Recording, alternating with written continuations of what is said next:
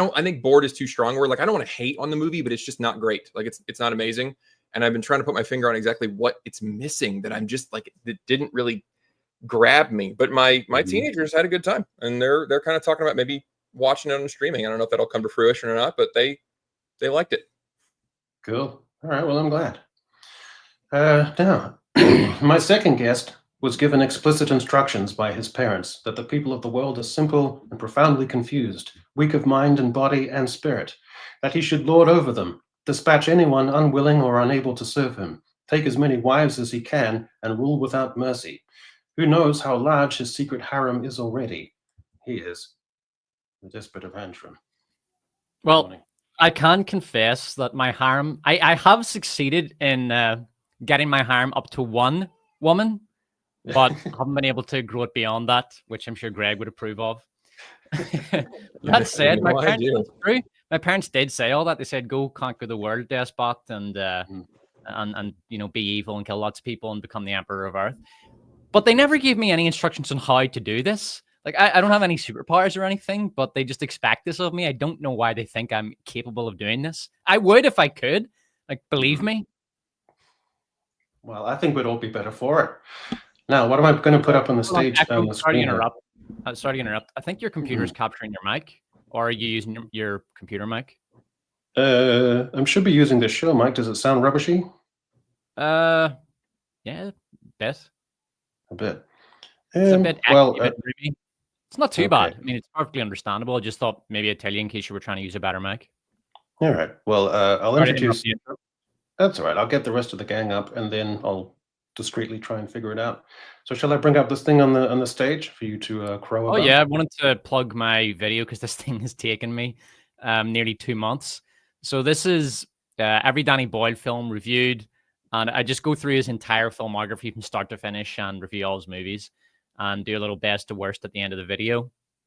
And yeah, check that out. That'll be up today. All right. Well, you heard it, folks. Every Danny Boyle film reviewed by the Despot of Antrim. Okie doke. And to today's featured guest. 15 years ago, in a small Welsh village, a boy with grand dreams of a football career was involved in a friendly school match, with his father and prospective coach watching on. He decided to give it one last crack, one last bittersweet chance of impressing and standing out. Just before the last whistle, he kicked the ball at the goal with all the strength he could muster, and time seemed to hang suspended. The ball lost momentum and faltered, but it was his incredible good fortune that in place of a tenacious goalie, there were two boys facing each other cross-legged, playing a game on their devices. And they were so oblivious to the football match, they didn't even notice the ball crawl over the line between them. That boy went on to have a successful football career. One of those boys in goal went on to have an even more successful YouTube career. He is, of course, Mauler. How do you know all that? I remember it from Open Bar. It stuck out as an anecdote on Open Bar. It wasn't well devices. It was Top Trumps we were playing, and it was one of the most embarrassing sport moments of my life. It probably defined that I'll never play sport again. Because like, to be fair, I obviously didn't give a shit, so that's how it goes. But hey, hello. Yeah, it just stuck out as a beautiful image in my mind that I've never been able to shake since. Oh, it was movie-like. The ball went between us really slowly, and we both realized too late, and it went into the goal. Our team were not happy. Tragically, that guy switched codes from football to rugby and has now been in the Welsh rugby team, which went through 21 months and 18 games losing streak, only just broken against Japan. So congratulations to Welsh rugby. Finally, the victory we needed. Put the country back on the map. Brilliant. Well, now that we've got the whole gang here, I guess we've got to better talk about the Superman film. Well, I'll just go around the horn and get everyone's perspectives, I suppose. Or perhaps I'll give mine, which I've written down. A film about a Nietzschean Übermensch figure, ironically created by two Jews, a quasi-religious figure written and directed by a Hollywood atheist. Bombastic, bloated, tonally mismatched, histrionic and sapping instead of kinetic. Loud, frustratingly, emotionally empty modern slop with a smattering of good ideas, a main character who is frustratingly hamstrung, who is tediously, almost dispiritingly getting fucked over, plastered, crushed, pulverized until the very end, never has the beguiling aura that is intrinsic to his appeal and brand, and a film with no heart or sense of grandeur or wonder. So that's my takeaway of Superman. So, Greg. I don't disagree. I don't know that I would use quite the strong language, but it was.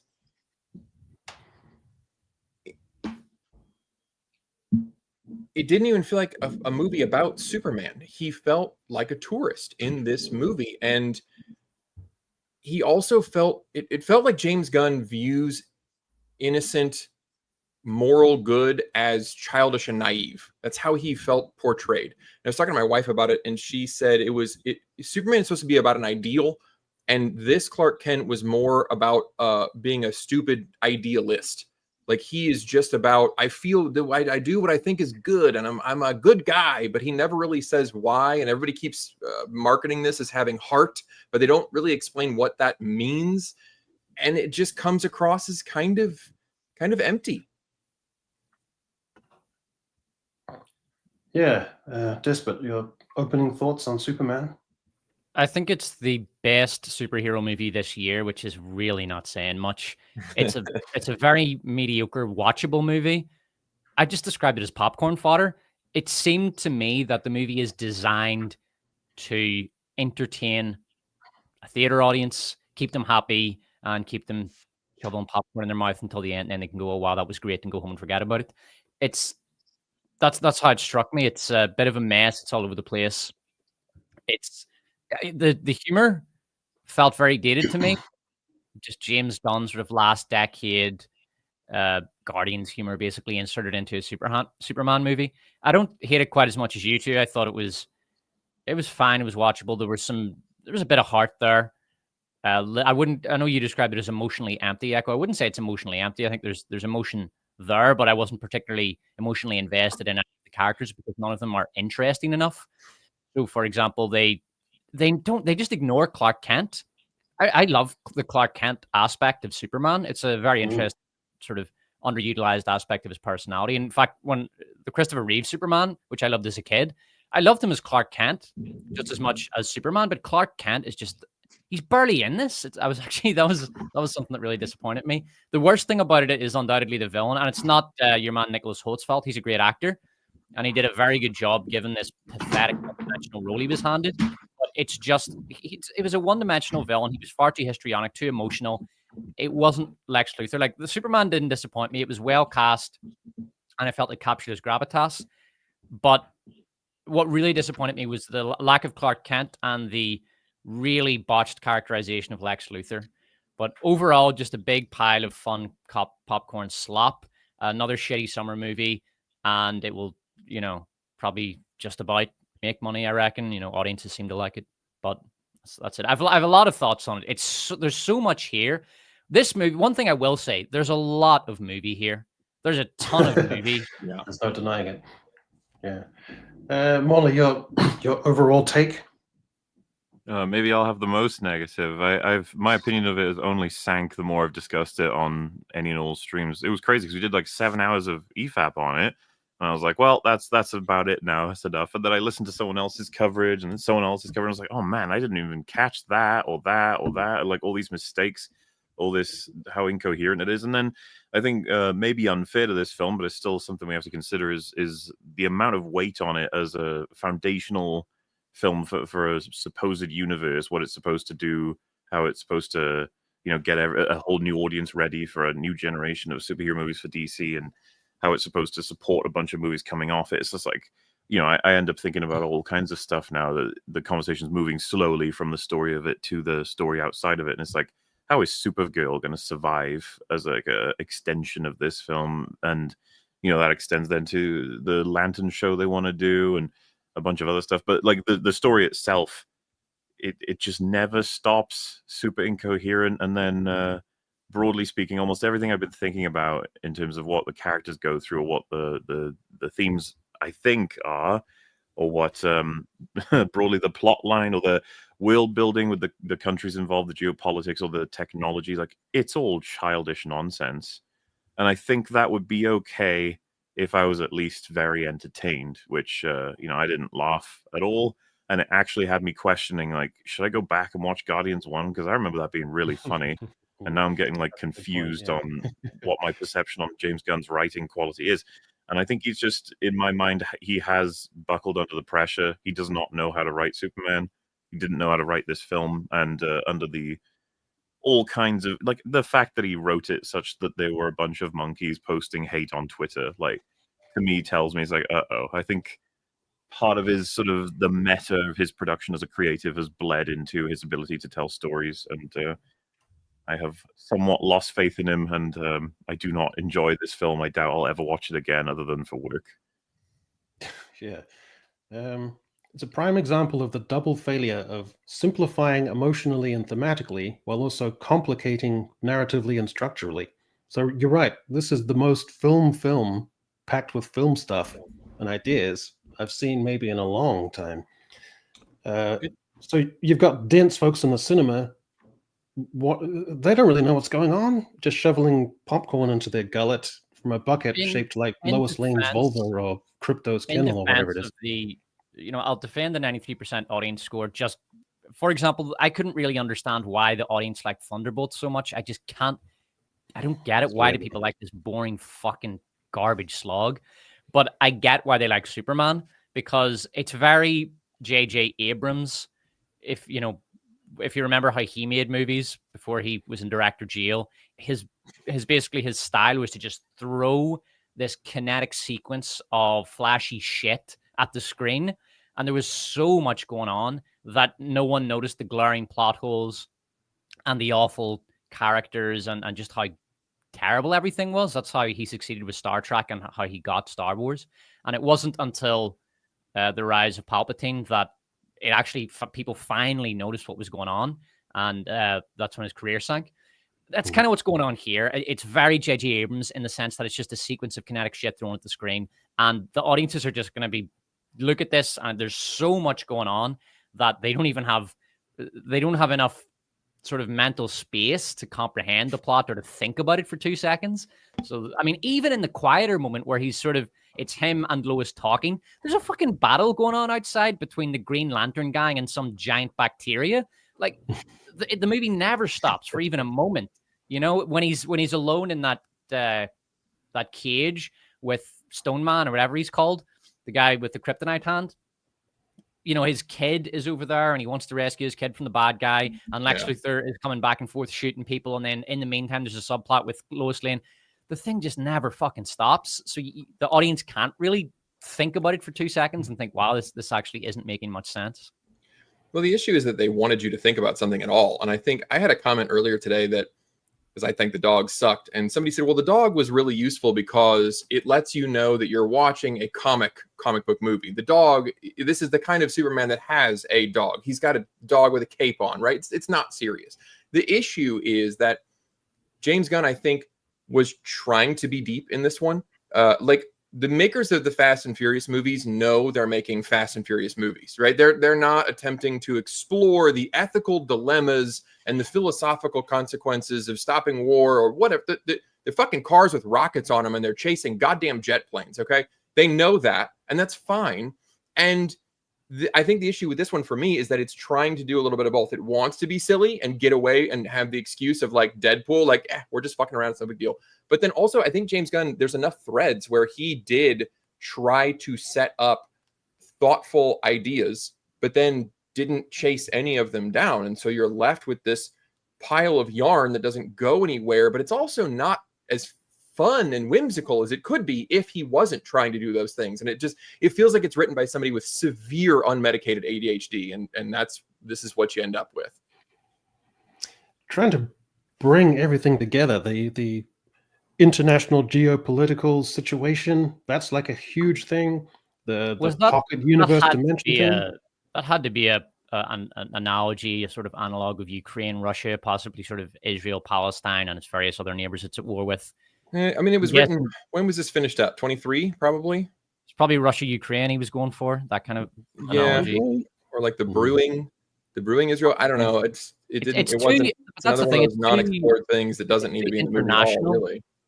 It's the opposite of what we've been criticizing. Like a lot of the the geekdom has been criticizing how superhero movies are too big. They're not grounded enough. They're not focused enough, and it's too multi-universal, and it's too international. Like you look at something like those fucking Black Panther movies, and they're happening in like 12 different countries, and it's like, Jesus, whatever happened to Spider-Man just webbing around New York trying to save folks?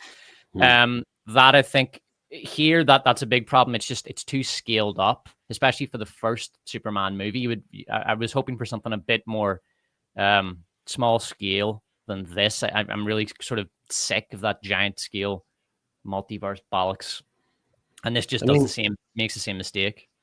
Just tonally, you can never settle. Like, are we in a grounded reality or not? Like, you've got one scene where someone just gets shot in the head in a brutal act of gothic violence, and then it switches to a scene where there's pop music playing, and it's a jaunty, fun scene, and then there's monkeys typing on computers, and there's global, geopolitical stuff going on. So and then there's like a big, goofy, huge monster, and apparently no one gets killed or even all that severely injured in the carnage and the melee. Everything is all over the place, so I didn't even know what the tone is in this film. So it just becomes stuff on the screen with no connective tissue or any kind of gravitas or emotional appeal to it. So it's just, I feel so miserable watching these films now. They're so bloated, and I've sort of tried to contextualize it. I'll go back to that in a second, but dense in both senses, DBS. So it's dense as in completely stupid, and it's for stupid people, brain people, to sit there shoving popcorn into their gullet. So it's dense in being stupid, but also dense in being congested with plot ideas and runtime and acts and content and backstories and spin-offs and stuff. So why, like, it's the shittiest version of both things that you could have in a cinematic experience, is to be dense in both senses like that. It's the worst of entertainment. Would you describe Jurassic Slop as dense in both senses? Because it's a very simple plot with a very simple subplot. I guess, but you've got the two plots going on. It's a MacGuffin. It's just a three MacGuffin. It's a very trite, let's go get three MacGuffins so we can get our treasure kind of thing. It's just a treasure hunt basically, and in the middle of the treasure hunt, you also have a lost family plot. We'll take the treasure hunt, take the family plot, boom, there, Jurassic Slop. That's very simple. I wouldn't describe that as a dense story. A child will be able to follow that. But it is dense in the sense that it is incredibly dumb. But it's so dumb, even audiences rejected it. What did audiences rate that piece of shit? Yeah. But Captain America, Brave New World, like, that's pointlessly, crazily, stupidly dense, wouldn't you say? In both senses? Yeah, absolutely. Fuck me. Audiences gave that Jurassic Slop maybe 71%. Man. Yeah. So I don't get it. What is the appeal of making these films? Who enjoys them? Does anyone enjoy them in a visceral sense? Or is it just supposed to be C+ content? I mean, you figure Superman you could sell it as just being like a summer blockbuster, and I think it could get away with that. But I think Mahler made the point that you're trying to set up they are trying to set up a whole universe, the whole DCEU thing. And I think as a standalone movie, this one's fine. I think we've all agreed it's, I don't think it's awful. Everybody has a lot of fun with it. I'm not surprised the popcorn meter or whatever is high, because you leave thinking, yeah, that's fine. It was good. I had fun. Probably won't think about it tomorrow or the next day, but no big deal. And that's going to make some money. There's no problem, but you can't build a franchise on something like that. And this doesn't have any roots that you're going to be able to grow with. Well, in fairness, Greg, they made the Jurassic World trilogy, the Chris Pratt trilogy, and they were all major successes. And this one is another major success. So they can build a franchise. Like, one of the reasons I think Jurassic World was so successful during the woke era is because it didn't go woke, it went slop. And audiences seem to gravitate quite happily towards slop. The thing is, if you look at all those franchises, the franchises turned on the audience. Like the Star Wars franchise hates its audience. The people writing that fucking detest their audience. Jurassic Park never went like that. The writers and the creators never thought, we hate our audience and we want to fucking stick it to them and tell them that they're all a bunch of racist, sexist patriarchs. They just wrote they said, okay, this is a big pile of fucking slop. Let's write it like that, and audiences will love it. And that's why it worked. Yeah. Well, was there any stuff that you liked in the film? Because I thought the pocket universe stuff was actually a pretty cool concept. It's pretty good until it got sloppy CGI mess.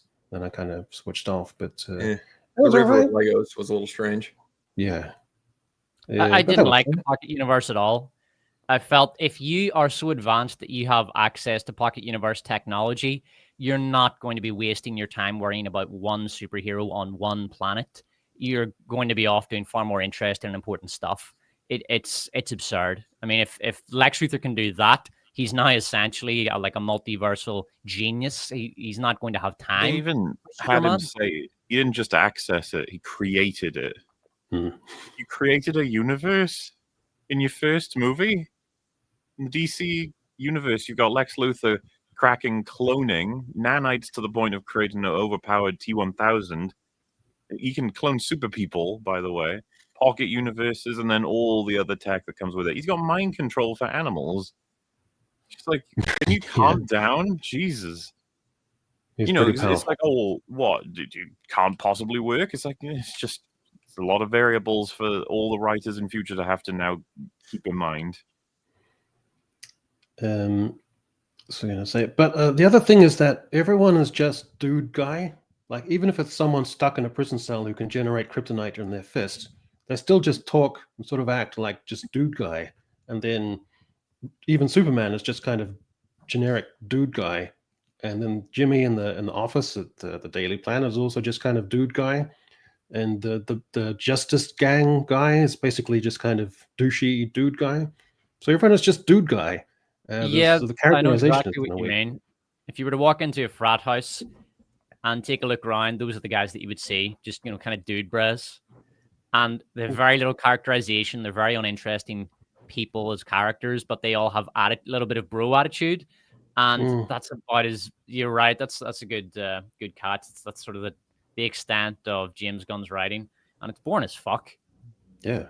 So instead of wanting to see archetypes who are different or significant or have ironical control or anything like that, they've made the calculation that people just want to see kind of like, so you can self-insert as just do bro guy in the screen and just see them and see it like that. I don't understand it. Well, do you think that this was a because the WB has not had like a track record that you can really get behind, and they haven't publicly stated like Disney that, yeah, we make 70% of a movie knowing full well that we're just going to reshoot and rework, and we'll just kind of build the plane as we're flying it, sort of thing.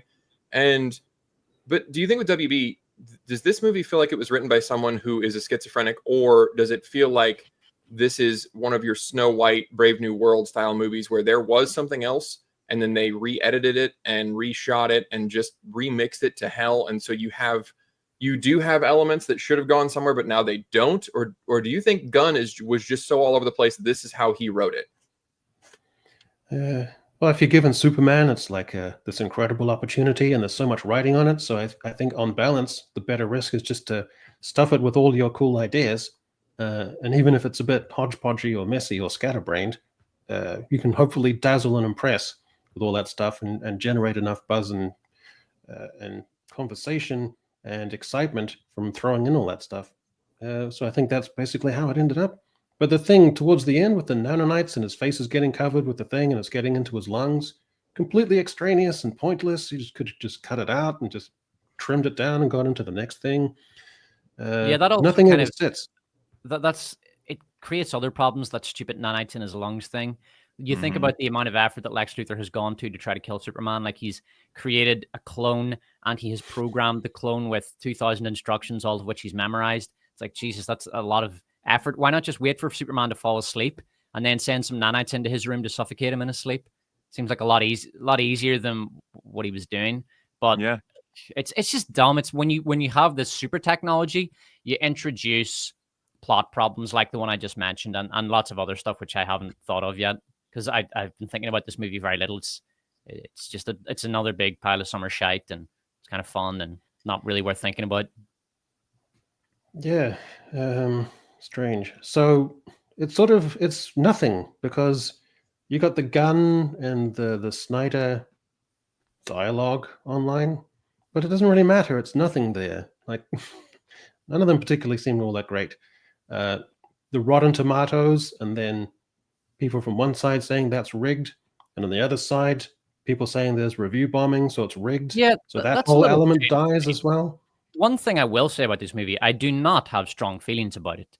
Like, if you Yeah. think it's shit, great, okay. If you think it's fantastic, okay, I don't really care. This is not a movie that elicits any sort of strong emotions in me. I don't particularly hate or love it. It's just very, very forgettable to me. Kind of fun and very dumb. But I have no strong feelings about it. But yet the internet is like, fucking the. Yeah. Well, it was for about 2 days, and then the film actually came out, and everyone went, "No, it's just a film." You had that Pillock from Variety on the red carpet, trying his best to kind of juice things or try and get some little Oh, that catch or try wanker. and Mark Malkin to try and Even, stir any kind of thing. Piers Morgan was trying to rage farm off it, like saying, Mhm. "Is the new Superman woke?" And I think he had Chris Gore and some other geeks in. And I mean, I love Chris Gore, but I'm not saying that like he shouldn't have gone on. But I do think that Piers Morgan was just rage farming. There's this movie. It's not like woke garbage. It's not fucking Snow White and the 7 CGI abominations. No, so yeah, all this outrage, but even that sort of turned out to be nothing. So there's just so much nothing about this film. That's the big takeaway. It's going to be just enough. So even the whole thing about did it earn more than the Zack Snyder film, and even that's just kind of a total wash because you can just look at the metrics any way you want. You can look at, oh, there was the Thursday something for the blah blah blah special screenings, and if you factor that into the such and such, then it equals out as blah blah blah blah. And it's just nothing. It doesn't matter. What a Who cares? bollocks, man! It's just pointless noise. Yeah. Well, it was. I think it'll do well though because, like I was talking about it in a review, and I think it'll do okay in the theater because it's a theater movie. Like if you're going to go see something, you should go see this one. And if you're even mildly interested, because it's beautiful in the theater, and I don't know how it's going to look at home. I do think that some of the shots were like when he stops the building from falling down on that one car, and then the building does collapse, and there's a big dust cloud, and he's floating above it, and it's just that's a cool shot. Like there were a lot of cool shots like that were very neat looking. And so, yeah, while you're in the theater, you're like, this is super cool. It's bright, it's colorful. I'm having a great time. And then, yeah, a day or two later, you're either not thinking about it or you start to get that fridge logic. Like, why did they, if he has a pocket universe or he has a whatever, like if he really did want to kill Superman, what was the point of interrogating him for 2 days? Like things like that will catch up to you. And then, it'll start to bug you. But I think for most people, they'll just go, oh, yeah, it was all right. It was good. I had fun, and that'll be that. And it won't generate. They tried to get thematic and interesting, where Lois and Clark have their big discussion in her apartment in the mock interview, but even that sort of degenerated into Lois just sort of shouting over the top of him, and so he couldn't really express himself, and that also became a kind of frustrating nothing, which could have been. It was such a shit moral conundrum. It's like, should you really have stopped the war, Superman? Yes, love. Okay, the answer is yes. Stop this. It's like, do you know those middle school and high school essay topics like things like, should smoking be banned? No. There you go. One word essay. But the point is to try to get the kids to think in very basic terms and to teach them critical thinking. It was kind of like that. It was like a middle school essay topic. Was Superman wrong to stop a war? It's a one word essay answer. Yes. But in this movie, it's treated as like a moral conundrum. It's not a fucking moral conundrum. Wars are horrible. They killed children, okay? Superman did the right thing to stop these two backwaters going to war. Oh, I fucking hated that scene. And then the whole world just turns on him before he's even allowed to sort of account for himself or respond to the properly decrypted video from his parents. So right it after just the world was saved. Yeah. So it's emotionally incoherent and all over the place and just purely reactive. And again, you don't know what type of world you're in. It's sort of grounded in reality, and then it's also completely farcical, and it's... Well, yeah, for me, that was the dumbest part of the movie, because the first question they would ask is, okay, his parents wanted him to do this, but does he? Presumably he doesn't, because he's already well into his 20s, and he has never made a move to conquering the world. So my guess is that he doesn't really want to, and I don't blame him, because that's a lot of effort. Ruling the world would fucking suck when you think about it. Yeah. So, the why would they believe straight away? First of all, the video, they believe that it's real. I mean, and in the age of fake news, at least it's gonna go down along political lines. I don't want to get into it too much, but basically it would fall along political lines. You would get something like the right wing would be more pro Superman, the left would be anti Superman, something like that. And then some people who are politically inclined to believe the video would, others. But this sort of universal reaction is absurd. It kind of nerfs the world, making everyone look like retarded morons who are completely lacking in critical thinking skills. And if the moron box says that thing is true, then thing must be true. It's so dumb. That's a good question. Like, how would it break down? Because you'd have elements of the right who would be, don't tread on me. Like, who is this figure who's like prospectively has all this power? We didn't vote for him. And you'd also have the moral majority Christians who would say, who is this non-Christian space entity who's ruling over us? This isn't our Lord and Savior, and this clashes with our values. So we have a bit of that too, and among the right. It's an interesting question. There's also a tendency on the right to gravitate toward messianic figures like, Trump in America. I say messianic in the sense that people think this is the great man politics, you could call it. So that would be an element as well. What would the left think of Superman? That's a good question. I've been thinking about. Oh no, they'd hate him. He's a straight white man. There you go. Simple. I guess that's true. Yeah. Would they hate him? Well, there's the whole immigrant dialogue. I guess he's seeking asylum. So he's the wrong kind of immigrant, like those South African immigrants who came in and caused a crisis in CNN. Yeah, they would probably not like him as a strongman figure. Yeah, sort of masculine, powerful, white, straight in a monogamous relationship. It's everything they hate, really. Yeah, his values are too conservative. Yeah, that's exactly right. He grew up in Kansas, so that's going to be a big red flag for them. So that's going to be impermissible. And he wears red. Why does he wear red? Is that a Republican thing? Is it? Why does he have a red cape? Did you know Hitler had a cape? Did he? I didn't know. Wow. He actually did. Yeah. I suppose there's that. Yeah, what else was I going to say about this film? There were some people saying, the depiction of the Kents that made them look like too hicky or too Midwest and kind of dumb, and it was kind of reduction to caricature. I thought that was kind of stupid because if you see like Marvel films like Miss Marvel and the Pakistani family, they're all kind of a little bit goofy and eccentric, or you look at Blue Beetle and the family is all kind of goofy and eccentric. The Little Platoon has a brilliant term for that. He calls it genethnic, meaning generically ethnic. So you basically they're in terms of their moral world outlook, they're fully American, but they're foreign in a goofy way. They have goofy accents and they have goofy antics and they have goofy stuff on the wall and they dress kind of goofy. That's sort of genethnic. And yeah, in a sense, the Kansas parents are genethnic. They're genethnically Kansan.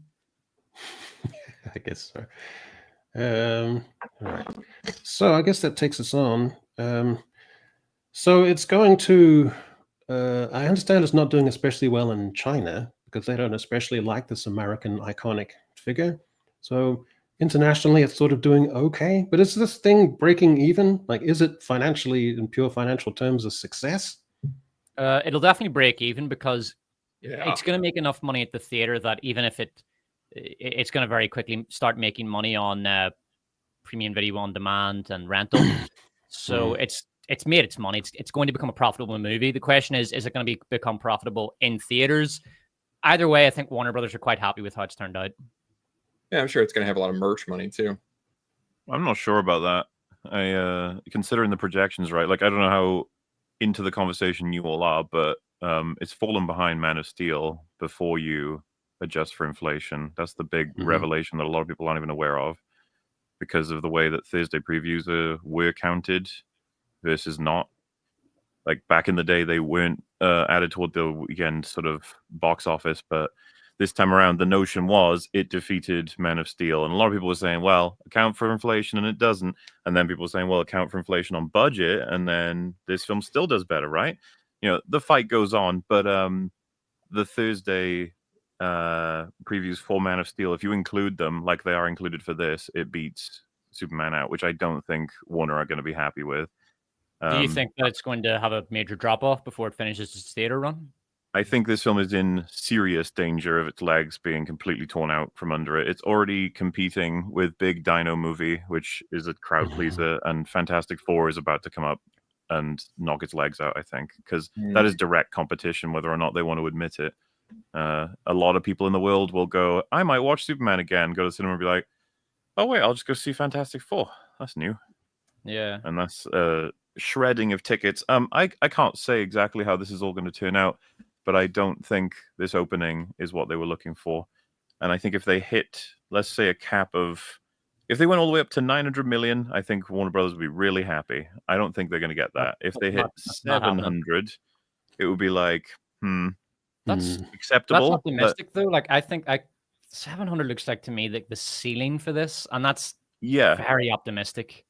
I'm starting to think, so we were talking about this on Real BBC, that there's a good chance we're looking at 500 to 600, and I don't know that that's something they're looking for. I think they're going to be like, publicly they'll say, woohoo, excellent job, film's a success, everyone's loving it, next, in the universe. But behind closed doors, they're going to be like, James, you said there'd be more. In fairness, the biggest problem with modern superhero movies from a financial perspective is that they're too high budget. It's very, very difficult for a movie to make its money back when it's $250 million on paper, although it's probably unofficially cost more than that. So if they can figure out a way to make them cheaper, like Jurassic Slop only cost $150 million because they got Gareth Edwards to do it, and he's brilliant at bringing in movies on budget or under budget even. It was really good business. Tell you what, Universal, their Jurassic Slop movies are terrible, but from a business perspective, they've managed that franchise brilliantly. Yeah, who needs story when you're just making that much money anyway? It doesn't matter. But the thing is, this has a huge amount of curiosity factor to it because it's a huge reboot of a new thing, right?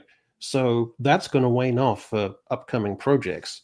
Plus, if you combine that, the marketing budget must have been gigantic for this to promote all that. So if they're going to greenlight this and go, okay, yep, everything flows out from this, I'd be worried that the ensuing products might be lackluster and not even fare all that well because the curiosity value for the reset will be done. And none of them will have even like a tiny percentage of the budget this thing had for its marketing. So I don't know. I think it barely sort of slumped over the line. Well, we'll see. Yeah. Well, let's see how it ranks related to all the other Superman films. So, is it better than Superman 4, The Quest for Peace? I mean, this is a classic trashster piece. It depends on how you want to consider this. Which one of these would I rather rewatch? I mean, I think I saw The Quest for Peace when I was a kid and haven't seen it since, so I may as well not have watched it. I'd rather watch this, but I'm sure after 20 minutes I'd just be thinking, Jesus Christ, this is bad. So yeah, this is probably, it's not the worst Superman movie. We'll get to the worst Superman movie. I'm sure you can all guess which one that is, but it is probably the second worst. Well, most people rate this as by far the worst. So yeah. Oh, it's not the worst. No. Mauler, is it better, James Gunn's, and also which one would you rather watch? So the problem for me here is that I can't remember if I saw this Superman 4 or not. I know Superman 1 and 2 pretty well, but I remember the reputation for this. I'm not sure if I either didn't see it or I saw it and completely forgot it. So it's hard for me to do a ranking here without the requisite knowledge. But it's I mean, you're right. It is considered the worst by a lot of people. So it's in the running. I'm just gonna have to go on you guys' expertise for this one. Right, Greg, did you ever see The Quest for Peace? I have not. I haven't seen the old Superman movies in so long, and some of them I think I've seen it all. So I don't remember them even a little bit. All right. Well, Superman 3. So, Desperate, would you rank it? It has some redeeming aspects. Was it Richard Pryor? Yeah. So he's it was an interesting idea bringing him in, and sometimes it lands. He does some funny stuff, and his slapstick is really good. There's a really cool scene that I loved when I was a kid where the bad guy goes into a machine and comes out all covered in metal like a robot. I thought that was pretty cool. But it's a mess, and it's really bad. It's a terrible movie. Greg, you never saw Superman 3? Is this the one where he turns the world around to turn back time? Not Superman 1. He turns Oh, the it world It around. still This makes me one, want to see it though. this one is One like, it's and technically the fucking Dawn of bizarre. too. It's like Yeah. a Richard Pryor comedy mixed with, and he's doing full Richard Pryor, full slapstick, really funny at times. And then Christopher Reeve is doing like a fully serious Superman. It's just totally hideous. Looks like he's being held back by aluminum foil right there. That's Yeah. fantastic. I'd probably rather watch this on balance than the James Gunn one. Batman vs Superman: Dawn of Justice, which is That is- better. That's the worst. I can't worst? even. Oliver, you go first. Man, well, so what's funny for me is like it's there's so much I hate about that movie. And so being like, is it the worst Superman movie? It's like, is it even a fucking Superman movie? Like he's just a miserable mess in this, almost like a, I don't know. It's like a worst movie for everybody involved. And then what's funny too is like, I don't know if you guys have a hotter take on the extended like director's cut or whatever, but you know, you get told by a lot of people like that's what fixes this film. I thought it was still a catastrophe of character work. The whole thing is such a rushed mess of just trying to get to the crazy plot line that Zach was setting up, which I don't know how much you guys know about that, where that was all going, because it got, you know, the details got released where we were going to end up for Superman, Batman, Wonder Woman, everybody. I kind of hate. Well, the main thing to let everyone know about the summary is so Superman obviously dies to Doomsday. Batman ends up consoling Lois to the point where they hook up, and then I think it would be like the third Justice League movie or second, it doesn't really matter. But Batman dies. I don't remember the details on how, but Superman comes back, and then Lois turns out to be pregnant with Batman's baby, and so Clark and Lois raise Batman's kid together. It's just like, what the fuck? You probably heard about Wonder Woman was going to be a Kryptonian as well, by the way. It was going to be a reveal. Oh God! All these ideas are just like, God damn it! I'm very happy the Snyderverse is over. So Mola, you as a Buffy fan, you had to endure the downfall of Joss Whedon, and then with Rebel Moon, you've had to endure the downfall of Zack Snyder. So are you now on the precipice of having to endure the downfall of James Gunn into kind of slop territory? We kind of have already. Well, because I never really liked Zack Snyder. I in the thing that I enjoyed the most from him would be Watchmen. I do like that movie, but from there, you know, 300 and Dawn of the Dead and a couple other things like Sucker Punch. I was always just like, he's you know, this stuff about it, stuff I like, stuff that I don't. But as soon as he got like Man of Steel, I'm quite a generational Man of Steel hater. So, I was already just like, man, I can't stand this guy's like hyper teenage edge where everything has to be dark and moody. And you know what? I'm doing the real Superman. This is how it would be if it was in real life. Remember that clip where he was like, your heroes would kill people. They would cheat on their taxes. They would do this. And it's just like, oh my God, man. Like, tiring shit. But so yeah, with him didn't matter. With Joss Whedon, yeah, I was unfortunate. Lots of the revelations or the different things that he did, because I'm a fan of a lot of his work, but you know, that's almost ancient history now. You know, he's been gone for a long time. James Gunn, on the other hand, I guess you could say is in a way sadder, because I went from basically being like, yeah, I like him, and I'm curious to see whatever work he does next. You know, Guardians 1 I think is probably my favorite from him, and then in the past, even just 4 or 5 years, you got The Suicide Squad, which I think was mixed. Then Peacemaker, I just didn't like at all. Guardians 3, I controversially do not like at all. I know a lot of people do. And then Superman, I've just been like, man, I think I'm done with him. Like, I don't really want anything else. I'm about happy now.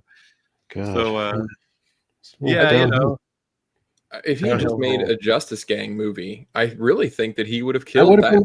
If he had just done the Justice Gang in the style of the Guardians, I honestly think that would have been a kick-ass movie. I mean, his writing, everybody loves Green Lantern and Mr. Terrific, and to a smaller extent, Hawkgirl for the 3 seconds she was on screen. Like, you don't hear any complaints about any of those characters, and those are very James Gunn characters. Like, he killed it with them. And so that's his wheelhouse. And then rather than, you know, do the Justice Gang movie, which would have been fucking awesome, he, for some reason, decided to make a Superman movie where Superman is kind of only half of the main character. It was very strange. Well, let me ask you, Greg, where would you take Superman if it was your movie and you were writing and directing it? Because you've had this sort of dark, brooding Superman, and it's fucking awful. And you now it's almost like this comedy movie that James Gunn has made. Would you make it more grounded, serious? What direction do you think would be best for the character? I think it honestly, the weird thing is he's almost there in this movie. I think that's what really bums me out about this one, is because he was really close. This movie has all the bones to make this work, where the only issue is that Superman is portrayed as naive and childish and a little bit stupid, where a lot of people, they want Superman to be this idea. They want him to be this very static character. He doesn't have to have a growth arc. He is the Uncle Iroh. He is the guy that's like, this is the standard, right? So instead of making him a dumbass, they should have made him confident in his decision to stop the war. And instead of yelling and shouting with Lois and I'm just trying to do good, he really should have gone back to her and been like, oh, so you're the kind of cynical piece of shit that would have just let people die, even though you have the power to stop it. That's you, Lois? God damn. And I think that he doesn't need to be mean to look at the Justice Gang and go, wow, guys, this is what your powers are for? You're just going to lounge around in this building and Guy, this is really, you're just going to get autographs and photographs. Like, this is what you guys want to do. I think that he was almost there and just needed to not try to make Superman complex. He's simple. He is good. He is the moral standard of the show. And everyone else throughout the story looks to him and go, damn it, I want to be more like Superman. And that's how the movie ends. Everyone's trying to be more like Superman. That's where you go. And he already had most of it. Yeah, he never seems especially... He's supposed to be kind of invulnerable, right? That's kind of like the charm. But he seems like vulnerable to just about half a dozen different things. He can get crushed. He can get beaten up. He has to be dragged into his temple thing place and then fixed up again. And even restoring his stamina is like a painful exercise he has to go through. So I'm seeing him more sort of screwed over and bent out of shape than I'm actually seeing him as this kind of impervious character with who's supposed to have moral integrity, not to be second guessing himself. He's been at this for 3 years and he's still second guessing himself. He's a grown man. He shouldn't have to be like splutteringly having to account for himself. He should have gravitas and a quiet integrity. That's kind of what you want from the dude. Well, anyway. The 3-year thing, that's I think part of the problem is that the opening montage says that he's been at this for 3 years. They get the whole 30 years, 300 years, 33 years. So this is not an origin story, but I couldn't help feeling like it was an origin. I couldn't help feeling like he was just sorting out how to be Superman. And I think that's part of the incongruity of the movie, is that you're told he's been at this professionally for several years, but then he kind of doesn't really know why he's doing it and doesn't really understand what good means. He's just, I don't know. I'm just good, right? It's fucking not Gandalf. I am good. Like, it's kind of that level. It was really, really bad. Yeah. So that was kind of the shitty part for me, because there's no emotional anchor to anything. Very peculiar. Anyway, but I'm interested to know where this Snyder one. I want to see the super slow-mo shots that he had in mind, where like Bruce and Lois are, I guess, going to start heading off to the bedroom, but it's one like super, or not even that, because it's like a plot point. I want to see the super slow-mo mundane wheat harvesting scene that he had in mind for the Justice League, where they just like slow-mo brewing coffee, like hand grinding the grounds and in quarter time or something, and you're seeing each ground drop down into it. Like that's I want that now. I'm sad that we didn't get the Snyder Justice slow-mos. Well, you're describing like a Republican congressional advertisement where it's like golden sunshine and fields of wheat and stuff and slowly fluttering flags. So is it better than Man of Steel? Cards on the table, Mauler. I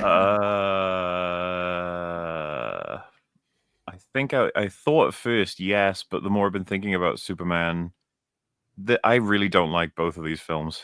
I actually rewatched Man of Steel, and holy shit, man! Like, all the Jonathan Kent stuff telling him to drown kids was a bit much. And then of course his if you remember when Zod is moving the ship that has all the embryos in it, and he says, if you destroy this ship, you destroy Krypton. And then Superman says Krypton had its chance, which is just like, fucking hell. Not a fan of the characterization of basically anybody in Man of Steel. Don't like the way it's toned like a fucking depressing emo's vision of this world of superheroes. But I mean, I don't know. It's a really tough choice. I think I like Mr. Terrific in Superman: The New Vision, and I cool. don't really know if I have a version of that for Man of Steel of like, oh yeah, I like that character. So it's really close, which is bad for both of them, honestly. Well, let me flip it around. So, Cavill or Corin Sweat? Ooh. I think they're both extremely capable of playing a very, very good Superman, but neither of them have gotten the chance yet. They almost both went in two different directions of not what I think would be right for the character as written. Cavill was played way too serious and depressing as far as I'm concerned. Very, very miserable. And then Corin Sweat is too weak as a preference for Superman, as well as didn't have enough commentary from him about his sort of experiences as a 3-year running warden of Metropolis or even America.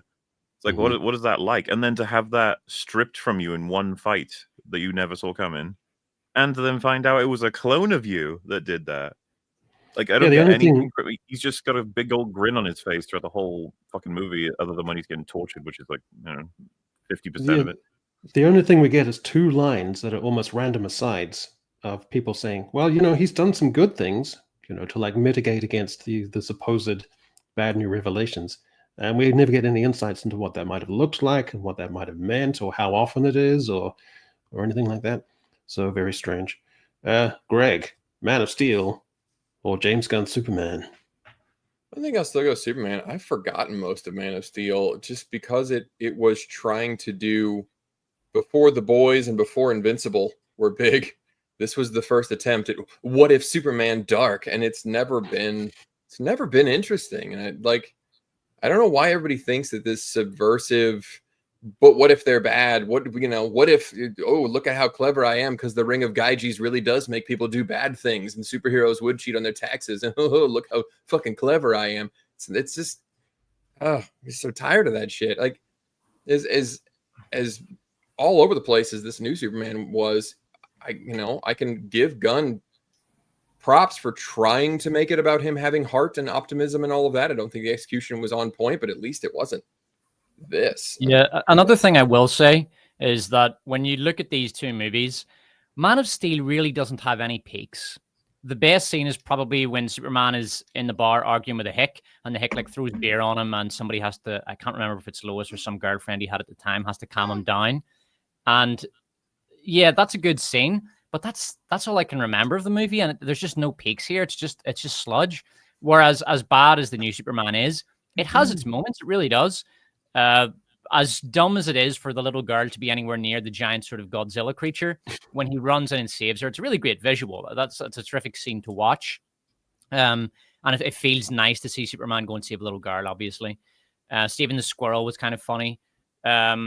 There's other things. There's other parts of it that are good. Like Mr. Terrific is obviously already a fan favorite from that movie. And then there is Hawker, for the brief time she was on screen, was actually very likable.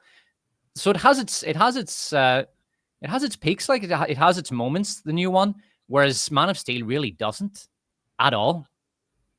Yeah. I think Henry Cavill though has the appeal of being he gives off a kind of ethereal, otherworldly vibe. Like he kind of conveyed that on Superman, I think, really well. But overall, yeah, I don't know. None of them are particularly. So it's kind of a wash with those two. Superman Returns. The big kaiju thing in this new one was like one of those fun, subtle storytelling things that it did a good job of showing that, like, oh yeah, he's been doing this for a couple of years and he's fighting a giant monster, and everybody was just like, oh, sweet, Superman's at it again. Like, I did think they didn't follow through with that idea, but that was one of those threads where, like, oh, you're exploring this idea of like, what would it look like for people to be super used to this guy just saving you from monsters all the time, and they're just filming, and then they almost die, and then it causes problems. Like, that would have been another one of those fun threads to chase down, and he just didn't. But it was funny. I will say though, and I absolutely mean this, there are so many people, a significant proportion, at least a significant minority of people, who would happily go into the vicinity of a giant kaiju to get the right TikTok video. Hell yeah, they would. absolutely. Fuck yeah. Absolutely. Superman Returns. So Mauler, would you which is better? I don't know if Mauler's here, but I haven't seen this one. In fact, Oh, I'm sorry. I think this. Oh, sorry, Mauler. Go ahead. It was the mute button I had on. I didn't realize it.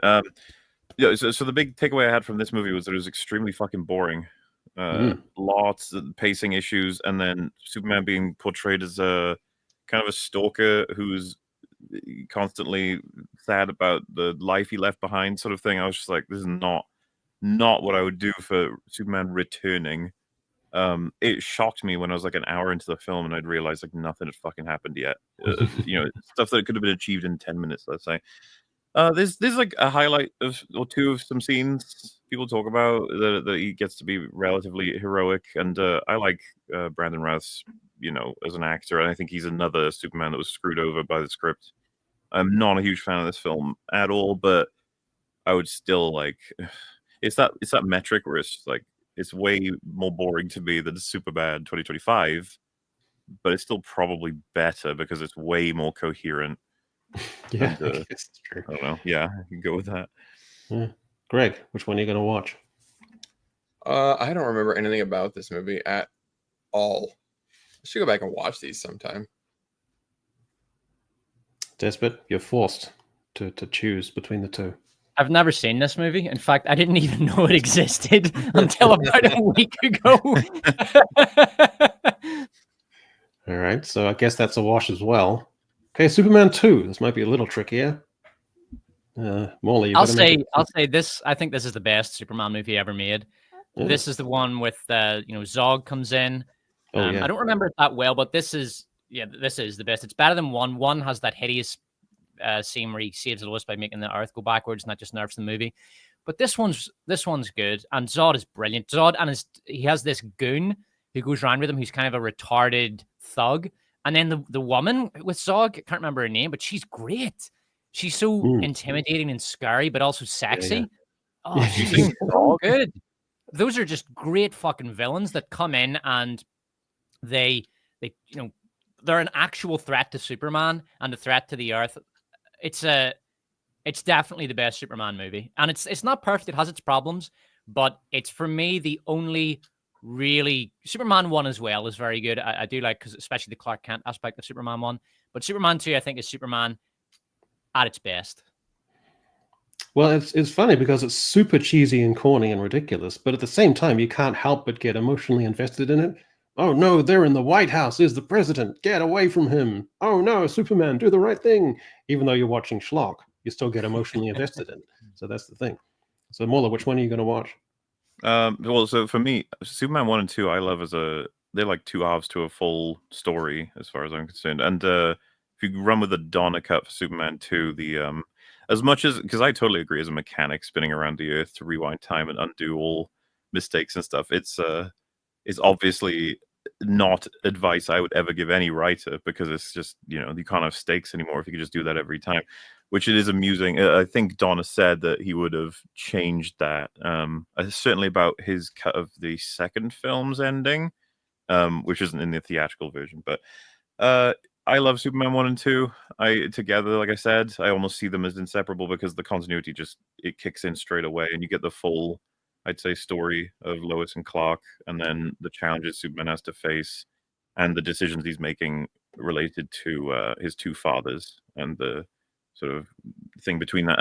Christopher Reeve's Superman portrayal, it's just been unbeaten, and I don't know that it'll ever be beaten. It's kind of pitch perfect, and I get the argument, but I think I might choose Superman 1 as the best Superman movie, just because it's got all of the beats that are needed for introducing you to the character. But if it's James Gunn versus this, which ticket are you going to get? Oh, fucking hell, it's not even close. I'd watch these guys, the Superman 1 and 2, I've watched a million times over before watching James Gunn's again. Okay, great. All right, Greg, I think I got your answer. You're a fan of this, right? Yeah, I think I would watch this in one, but I don't remember a lot about them. Like these are ones that I watched when I was a kid, like single digits at an aunt's house or something, and I remember liking them, but I don't remember a lot of the details. But I think I would still watch these because at least these really did have the heart that this new one doesn't know how to grasp again. All right. And of course this. So this would be the overall winner, or would you go with 2? I think that's what he wanted 2. Yeah, like I said, it's very close. It's very close.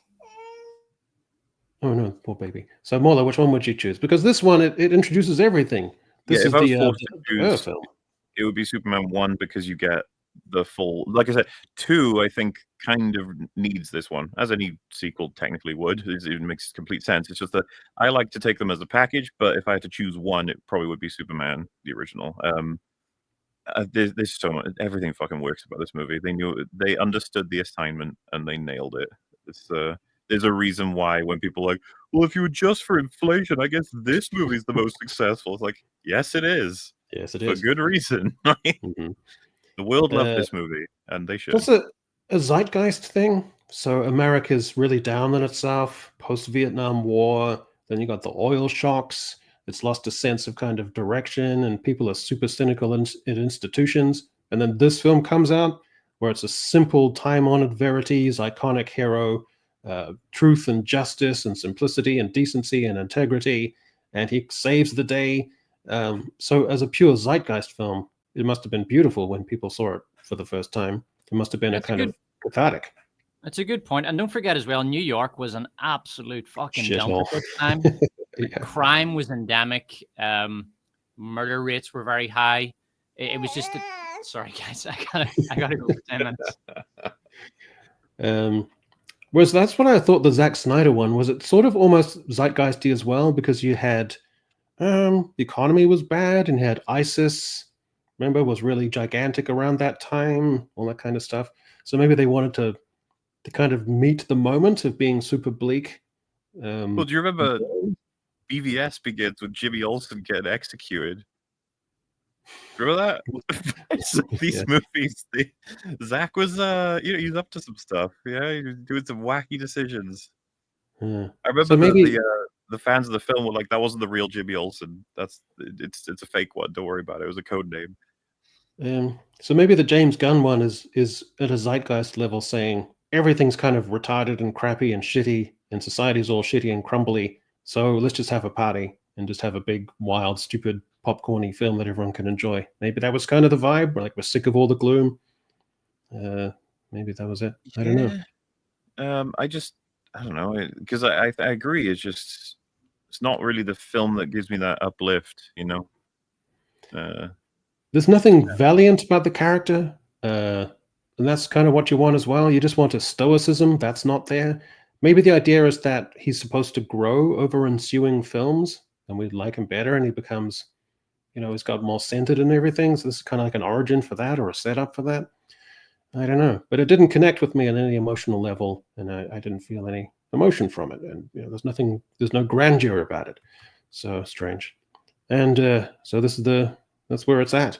So I think it seems like the easiest character in the world to nail, but no one's ever really quite got it, apart from maybe in 78, 80.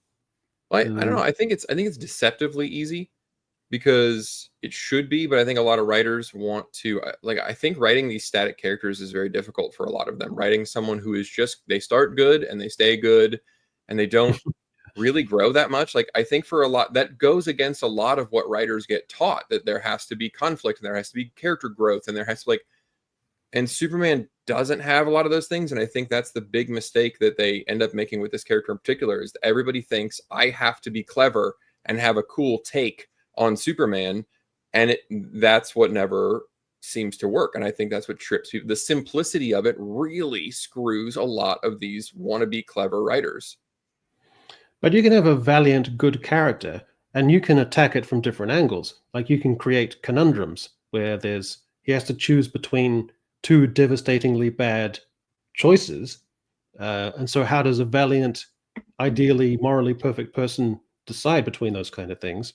Or you can make him that he's so good that he would never think to manage his image, and so he can be undercut in insidious ways like that, and you kind of feel that there's a tension there because, you know, he doesn't have the wherewithal to combat things on that level because he just wants to be purely good in that sense. So you can undercut all that goodness. That's where you get the dramatic tension from. That's where my film would go if I made one. So Moeller, if you got a blank check and they say, deliver us the script. We saw your thing with, you made that little short film with the critical drinker. We're raving about it at the studio. So we're bringing you in and you're going to create a Superman film. What's your direction? 78 film is my blueprint. I'm going to have to figure out what people need from Superman. So I'm going to want to talk to a lot of, I guess, industry experts who were there for when, hopefully for when the original released, and what they think is needed for this one, and then try and find out what the most popular, most beloved stories for Superman are in the comics, and see what kind of amalgamation we can bring in. Because I wouldn't want to photocopy badly the Donna 78 film, but I want to pay it a lot of respect. I think we have got enough time that we can tell Superman's origin. Doesn't need to be really long, but I think it is important. And I think that we should show year 1 instead of year 4, whatever is in the movie, year 3 or 4. No way we're doing all of Lex's insane technology. And I think we need to make a clean motivation for Lex instead of the sort of whining and the crying. Like, let's get that out and let's get in a much more meticulous, focused, stern, and give him a little taste of that. You know what? He's a little worried about Superman in general and unfettered power. What could it lead to? That sort of thing. And maybe then once we've gotten Superman and the Kents and the House of L, Krypton, Lex, all of that sorted, we'll see if we have room for who else we might want to bring in. But really, we gotta nail Superman. It's so important. Everyone needs to know who he is, what he stands for, and how important he is as a beacon of hope, justice, and the American way. Let's get that in there, for fuck's sake. Cowards. Come on. The one thing from the 2006 film was that Kevin Spacey as Lex Luthor, perfect casting. Like, he is Lex Luthor. Is ideal. I also think that, Greg, you can get dramatic tension from, there's a huge intergalactic threat, to the Earth. And the dramatic tension comes from Superman is immobilized or taken out of the picture somehow, or he has to retreat to figure out solutions. And the whole world is saying, where's Superman? We need Superman. And so you build up that kind of tension. That's where you get the tensions as well. So there's tons of ways you can play with the morally perfect character and make it really exciting. Plus, he's a bit clumsy and literal when it comes to romance. And so, the Lois character is very human and down to earth. Like, there's your tensions there. So there's tons of ways you can do it. But yeah. I think you can also, like, if you want to do the real life crap that they always want to do. I mean, you could even go back to you could go back to Saudi Arabia and or any of these countries where they take somebody out and it turns out that their brutal rule was all that was keeping some kind of balance. And so you could play with that of like, oh, I thought I did the right thing, and it turns out that it was a lesser evil. Like, there are things you can do, but you just need your hero to not look like a child while you're going about it, and you're good to go. And one last question, Mola. If Superman's pod had landed in the Welsh Valleys in a small village instead of Kansas, then how would the Welsh parents have raised him differently from the Kansan parents? I mean, nobody would understand what he's saying anymore. His accent would be too thick. But broadly, I think they'd be nice and humble. He might be a little bit more agitated, here and there. Probably drinks a lot, plays rugby. So there's that. Yeah. That'd be interesting. Maybe be like, don't you think it's unfair for me to compete in sports because of my advantages? The parents would be like, no, just go do it, go win. Right. Well, I alluded on the last open bar to the dialogue leaderboard that we've created, Mola, and I wanted to see if you thought this is the right order in terms of worst lines of dialogue going down to least. Would you move anything around? Because we're quite sure that number 1 is locked in. But anything else? Would you move up or down? Get away from here, you bitch. It's kind of funny how each of these lines, there's very different criteria for what earns them their slots. Because someone at first glance would be like, get away from here, you bitch. Why is that there? And you're like, oh, if only I didn't know. Father made Well, a sequel. assuming prior knowledge, though. Then No, yeah, of possibly- course. But I you're think- not all boys. What's that from? That's from Peter Pan and Wendy, where she encounters the Lost Boys, and the Lost Boys is super diverse and includes girls. And so, Yeah, I never saw that movie. Luckily, yeah, that was quite. She has to tell the audience. Oh, that bloody She-Hulk quote. I remember that. Right reasons, wrong consequence. Filled up the condom jar if you need a re-up. Why do I know that quote, but I don't know where it's from. What's that one? That's from what's that from, Greg? That's from Robin Hood. Robin Hood. Robin Hood, yeah. Right, From one of well- the music videos. I mean that not just colloquially, not at all pejoratively, is the most recent one from Ironheart. And yeah, I think your number one is a really good choice because I remember at the time even people who were somehow pro that episode were like, I saw some analysis being like, that was a really bad line because like every form of analysis you can take at it, it fails because holy shit, man, Doctor Who, I don't even like to think about it. I know, So it's sad. It's Dude, that's unbelievable. old now. That shit with David Tennant and the whatever that episode was called, the Star Child, was it? Hmm. I think that's old now. 2023? Like a couple of years. Yeah. Ugh, two Well- seasons of Chudigatwa already. I know. Now. Like, it's crazy. God I damn. feel like Yeah, we no, should it's a- give it's a solid we list. should give Despot's favorite get in here. You think you're so special because you have boats? I think is the line Oh, that Despot man, likes you've to got to use. get that Napoleon one in there. line. It's Napoleon turns to the British ambassador and says, "You think," in a broad American accent, says, "You think you're so great because you have boats." That's a great line. We should have that one in there. That's good. Is it offensive though, or is it just stupid? By the way, blame my parents for my absence because they told me to build a harem. I built a harem. Hmm. But then, like 9 months later, all these babies started showing up, and I had no Ah, idea what the hell was happening because they It's never like- told me about, like, the birds and the bees. They'll eat up all your time. You can't have one without the other. And that's the other thing. Like, they say, "Oh, Superman, go build a harem," but like once his kids start appearing, he's not going to have any time to Yeah. conquer the world. Like, he'll have no time at all. So that's our leaderboard. Was there Yeah, anything get- else you definitely think needs to go on there Where more? would you put you think you're so great because you have boats? Where does that go? Um, It's got to be at least just below "I'm going to be a dad."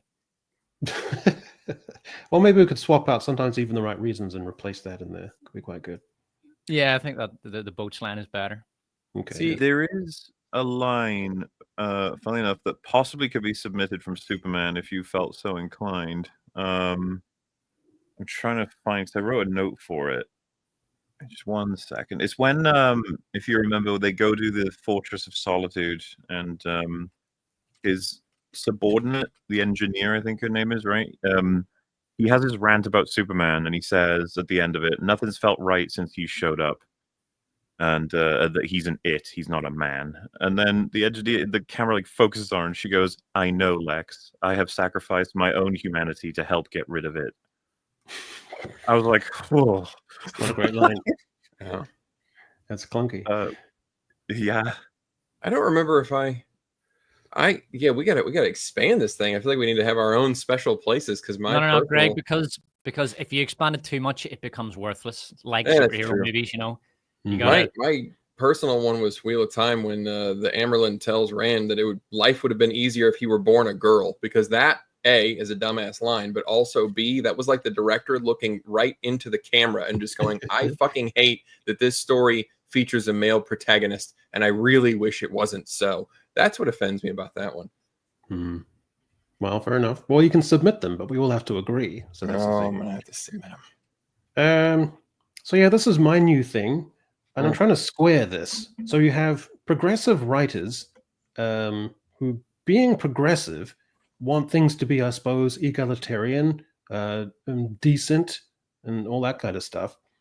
But what is it with the creation of these characters who are morally shitty, demonstrably, and yet are marketed and positioned and posited as kind of not just anti-heroes, but kind of cool anti-heroes? There's something delightful and something to revel in there they find with these things. Because we've all decided that Amelia Perez and Ironheart and Riri Williams especially are morally rotten, grotesque characters, and yet marketed as savvy And I think some of it is to do with, if you come from a state of oppression or marginalization, then that kind of skews or alters moral definitions of what is permissible, that you can operate in a murkier kind of sphere where the usual moral rules don't apply so much. And there's a kind of relativism there that you're supposed to press against and push against and kind of promote. But it seems just kind of weirdly morally empty to me. I don't know if it's a millennial thing, but it's just a kind of callousness that I find really insidious. And I think this is starting to turn into a pattern. And I wanted to get your guys' thoughts on what exactly is going on with this stuff. I mean, there's a lot to unpack. Go ahead, Greg. No, you go ahead. You hang up first. There's a lot to unpack there, but it seems like the people who are writing this don't really understand basic morality, and that's basic morality is a lot harder to understand than most people realize, because you have to ask yourself the question, well, what is the foundation of morality? Like, is it God, or is it biology or ethics? It's a very deep philosophical question. So it's understandably difficult for an incompetent writer to write a morally correct character if they don't really understand basic morality with any sort of depth. I mean, it's this postmodern idea that your actions might or might not be moral depending on the context. And when I say context, I mean not just like the context in which the action took place, the scenario, but your physical immutable identity. So, for example, if I go on to a subway and I steal a BLM poster off some sleeping black woman to wrap my dog in, that's evil because I'm a white man and I'm trying to keep her down and to hide her truth. But if Ironheart steals a fan's like sports poster, that's fine because he's a white guy and she's black, so it's all right, it's fine, don't worry about it.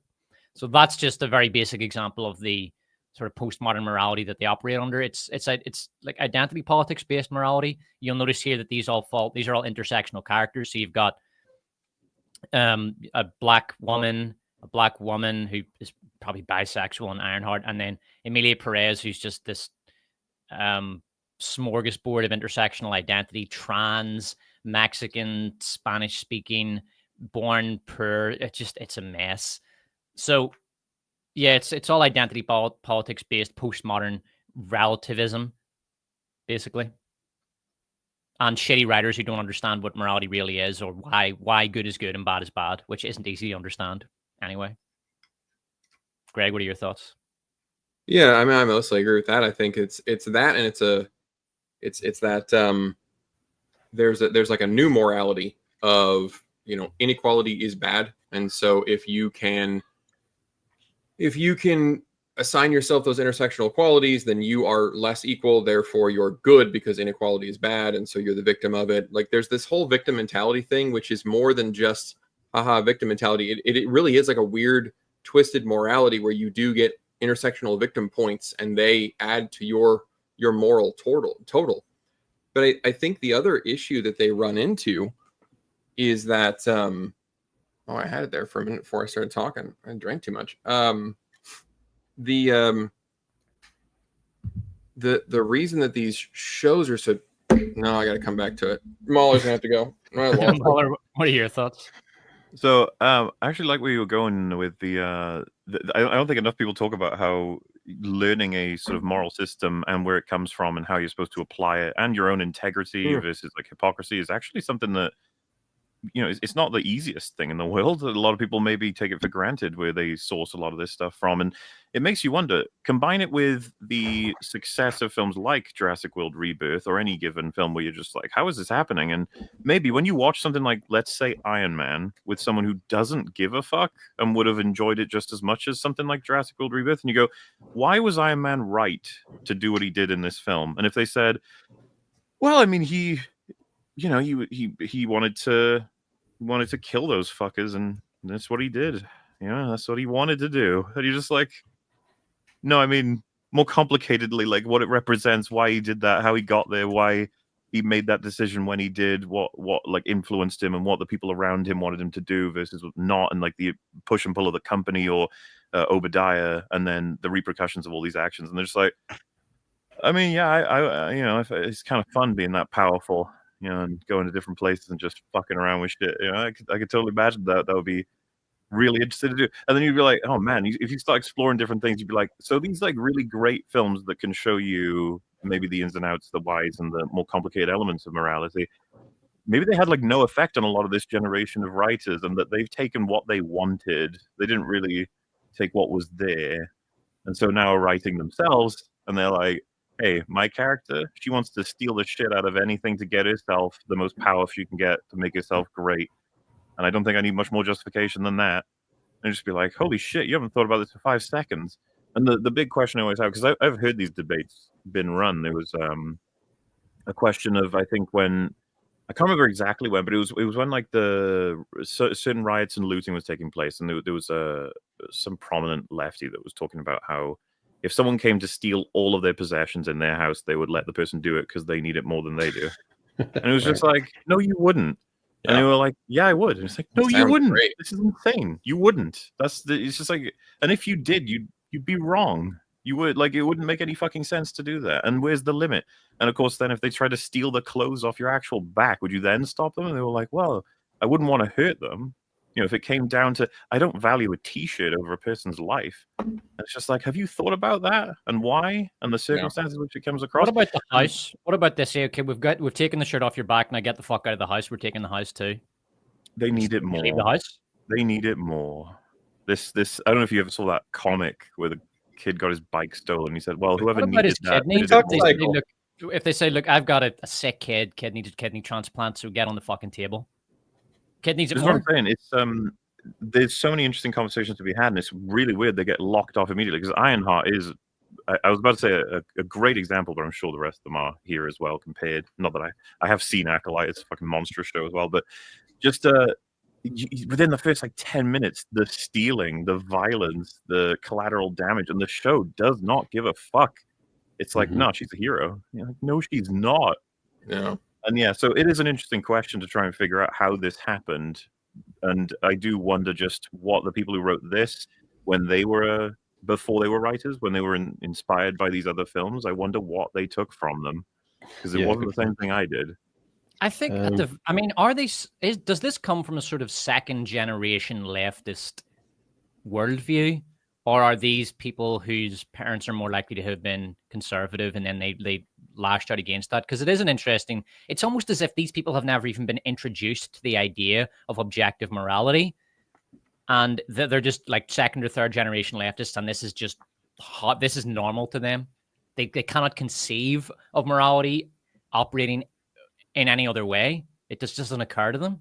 So that is, I got it. I wrote down. I came back. I'm real light. So I think that is part of the issue, is that they are operating with a different set of morality from a lot of the audience. So one of the things that you'll notice, especially in Ironheart, where they're like, we're going to do this heist. And in most movies, they'll go, we're doing the heist, and the person, Tony Garcia's character in Ocean's 11 is just an absolute piece of shit, and we show you that he is a piece of shit, so that it's fine that we're stealing from him. That's okay. Whereas in Ironheart, they're going, we're going to do this heist on this whatever car tube company, and they're just going, we're stealing from the rich. And as the audience, you're supposed to, in their minds, you're supposed to just go, oh, well, they're obviously bad because they're rich. Like, if you saw a story where somebody went, hey, we're going to go beat a pedophile to death, and they didn't give you any other information, the audience would be like, oh yeah, fuck that guy. I mean, absolutely. Can we Snyder slow-mo that shit? I want to see the pain in real time, in long time. But these folks are just thinking, well, rich equals evil, in the same way that you or I would think pedophile equals evil. And they don't explain it because they don't think they have to, which leads me to believe that you're talking about like the second, third generation, like they just take this shit for granted. But I think the other reason is it goes into like what oppression is, and the audience also doesn't agree with that. Like, I don't know if you guys saw American Society of Magical Negroes. A lot of shows or a lot of movies have the same problem where they think they're showing you racism, but if you don't already bring your agreement to the movie with you, it doesn't look like racism. It just looks like either the person they run into is just kind of a general asshole that doesn't care about the people around them, or it looks like the main character, as in American Society of Magical Negroes, is just kind of a introverted, sad, non-assertive, non-skilled individual, and then bad things, they don't have opportunities because their skill is they make fucking yarn sculptures. But the movie displays that and says, you see here, look at this racism. And the audience says, no, I see a dude that doesn't stand up for himself, and he doesn't assert any sort of presence in a room, and things aren't going his way. And so there's a huge disconnect because they're not explaining things that they think are so obvious. That's why this stuff is so shit. Is this a phase, like the tail end of the woke thing that we've decided has kind of turned into slop, or is this something which is kind of the rot is set in and we can expect this kind of entertainment a lot, with the idea that entertainment is like because of the system, your identity can be a permanent rebuttal against society, and there will always be a pathos there that can override dubious, morally gray areas and actions and behaviors that you do, and that identity is also a kind of self-branding, and so all of that gets mixed in and put through postmodern filters and then sprinkled with identity politics and turns into this really insidious content. So I don't know if this is a phase or not. It's never going to go completely away because you'll still see it in Oscar bait stuff, which that'll usually get released in November, December. We'll see plenty of those movies this year, but in the mainstream, because we're going to be talking. Are we going to be talking about slopbusters in the next section? I think we've sort of already kind of covered the gist of it. But if you look at this year's slopbusters, they're at least trying to make characters that the audience can connect with, characters who aren't morally offensive. Like he's a good guy, right? And then if you look at the Jurassic Slop movie, they're all nice people. They're all right. The characters are really just plot devices. They're not even characters, except for the evil pharmaceutical guy. He's evil because he's Big Pharma, but everybody hates Big Pharma, right? So that's fine. He can be evil. But then everybody else is just kind of nice. None of the characters are interesting. So it's like, Holly, there are writers there who understand what audiences do and don't find morally repulsive, but there's just this weird blind spot that I think is always going to be there in some form. Like I say, it'll probably become more of an Oscar bait thing than a mainstream thing, is my guess. I don't even know about that, because something like Women Talking could be sanctioned by the cultural, prevailing attitudes and mindsets post Me Too, and that kind of waned. And then Emilia Perez, it bordered on farce because it exposed so many internal contradictions and it turned out to be stupid. And so that kind of, more or less succeeded by getting What's-Her-Face her Oscar win, but otherwise it was nearly a farce. So I don't know if this is going to be Oscar bait stuff. If Women Talking were to come out today, like this year, would it receive the backlash it deserved to receive? It wouldn't receive a backlash, but it would not be forefronted as much. There'd be a bit more rational perspective about it, rather than, I think. I don't know, because that Women Talking, if it came out today, it's one YouTube video away from building up a massive backlash. Like, once people see what is in that movie, like, it's shocking. It is the most disgustingly feminist, misandrist movie that I've ever seen. Like, it's truly shocking. Like, it suggests that 15-year-old boys are inherently rapists. That is an assertion this movie makes. I still just remember the shots where it's talking about the threat that they pose even from a young age, and it literally just has still shots just lingering on the faces of 12-year-old boys. It's one of the most disgusting movies ever made. It's fucking, what was that KKK movie made in like the 1920? Birth of a Nation. It's fucking Birth of a Nation, but feminism. Fuck me. So I don't know, Maury. I think maybe this stuff is ebbing, but I don't know. Worries me, because anyway, they all like stuff like the Acolyte and Ironheart bombs anyway. So that's what's going to happen to it as well. Yeah, you can tell they're moving on because they're chopping the hell out of them, like Ironheart. They obviously cut that to pieces.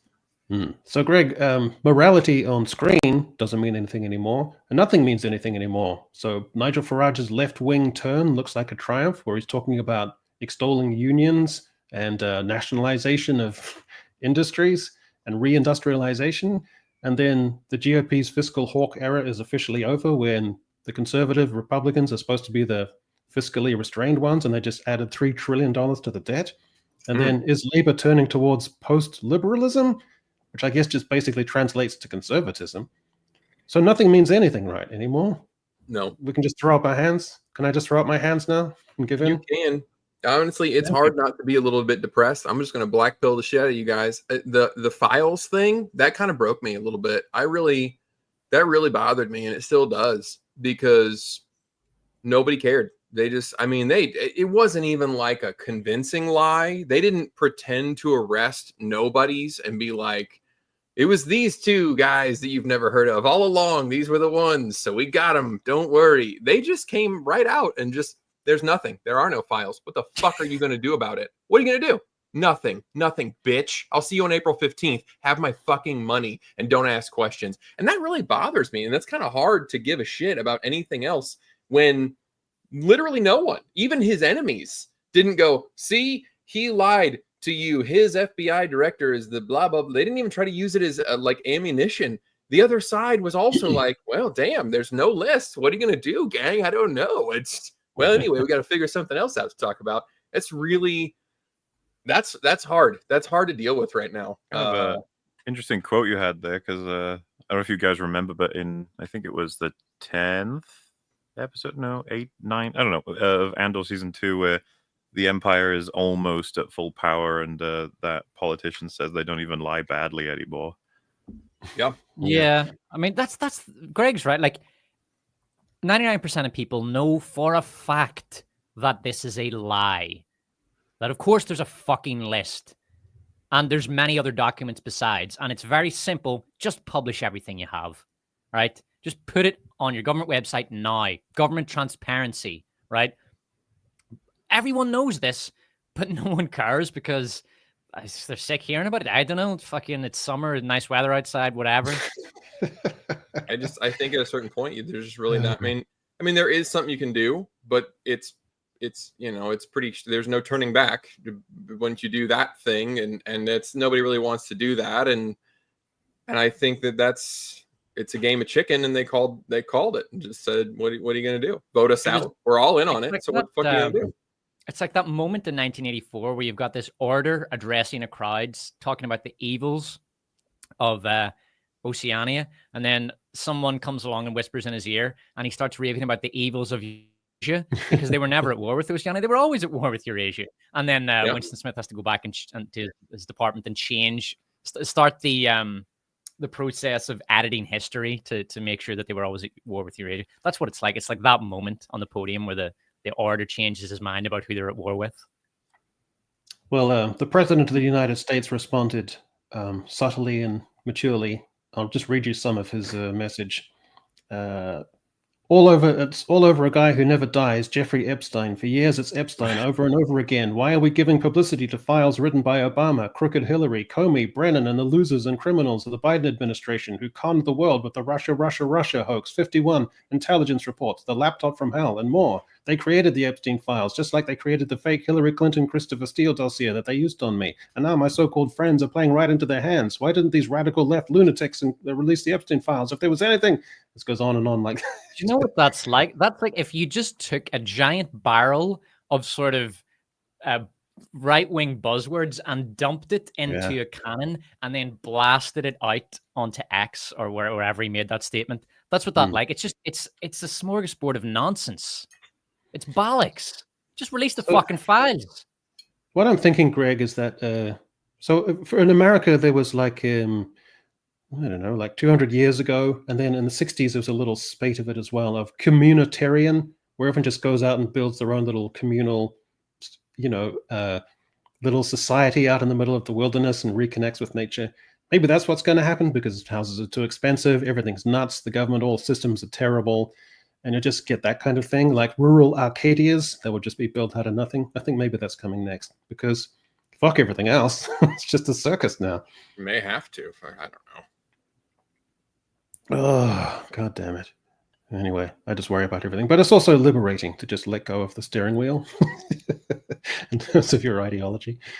Now, the Emmys are coming up. So for our best drama series, what would you guys choose from the list as your best drama of the year? What the fuck is The Last of Us doing on there? The Last of Us. Are you out of your fucking mind? Did we talk last time about how Neil dipped out after that? I don't think so. I don't think that news out 2 weeks ago? Yeah, he's out. Yeah. He's gone.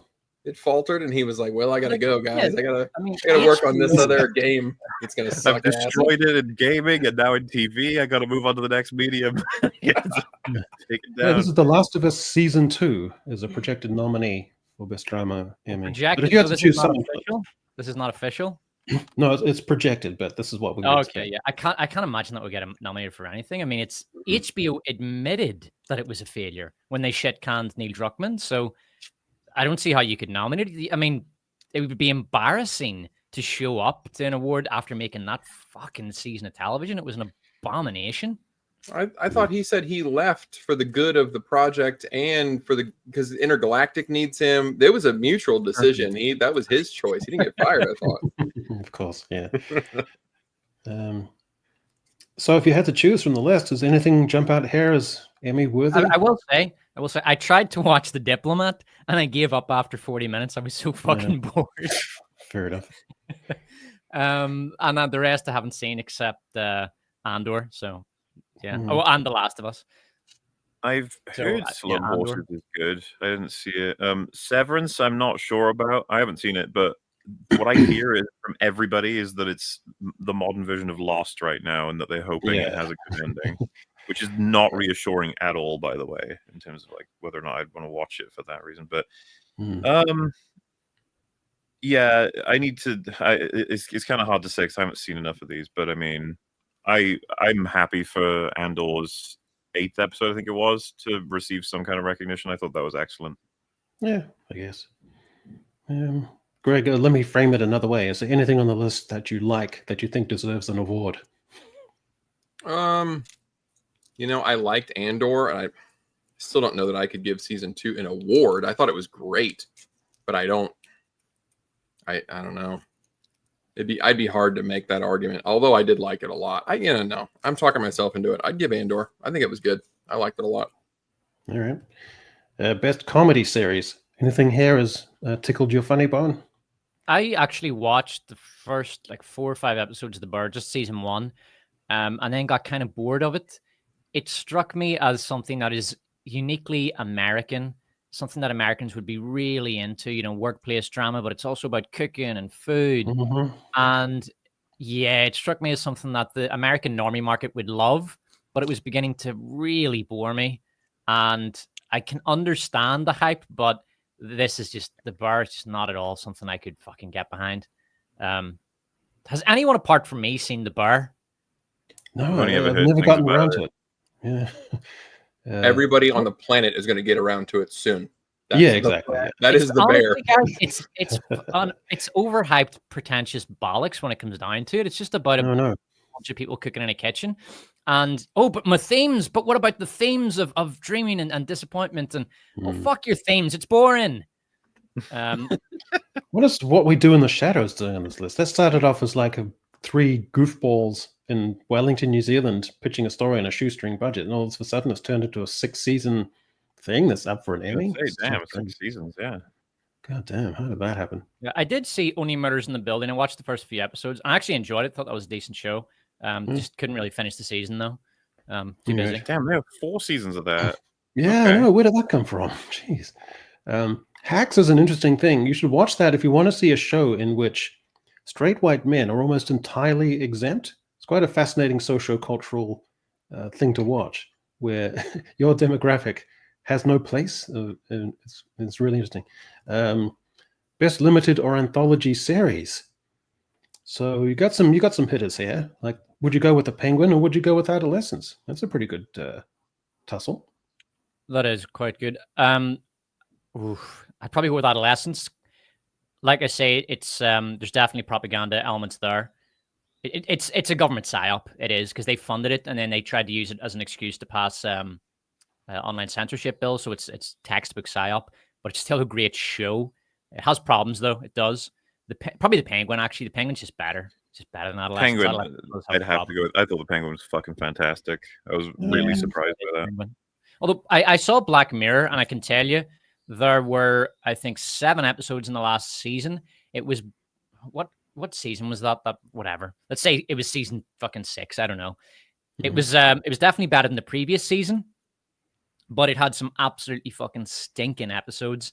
I would say there was only 2 or 3 really good episodes, because I watched the whole season. There was only 2 or 3 really good episodes in that, and the rest were shite, and there were a couple that were absolutely dreadful, like unwatchably bad. I literally couldn't watch 2 of them because they were too boring. So Black Mirror basically is bad. Not as bad as the previous season, but still just bad. So I wouldn't give that anything. The only one I saw was the Paul Giamatti episode. Did you see that one about photos? I did see it. That's the one. I watched about 30 minutes of that, and I got bored of it. I could kind of see what they were doing. It was interesting, but it was I got very bored of it because I felt they weren't giving me a reason to care about this girl that he was trying to rediscover. Yeah, because I watched the whole thing, but it was more so for his performance. I really just liked watching him. Yeah, because I really like him. He's a fucking great actor. The story itself, I felt like by the time I hit the end that there was something missing, like the revelation. It's especially for Black Mirror, it's kind of chill. It's like he loved her and he manages to see her again through the form of remembering. It's not the worst. It's not the worst episode on that series, but it's just there's not enough motivation for the viewer. It's like there's character motivation for Paul Giamatti, but there's no viewer motivation. Like, why am I watching this? Why do I care? That it's like this very basic element that they forgot to put in there. But yeah, Black Mirror has just been so unreliable that I haven't really watched. It's been spotty at best, Yeah. I think just Adolescence for me, aesthetically and compositionally, if you can, to the extent to which you can divest it from its socio-cultural glitches and jarring elements, just purely as a show on those terms, I would give it to Adolescence. I don't know. I mean, you could. The performances as well are excellent. The acting is just top notch.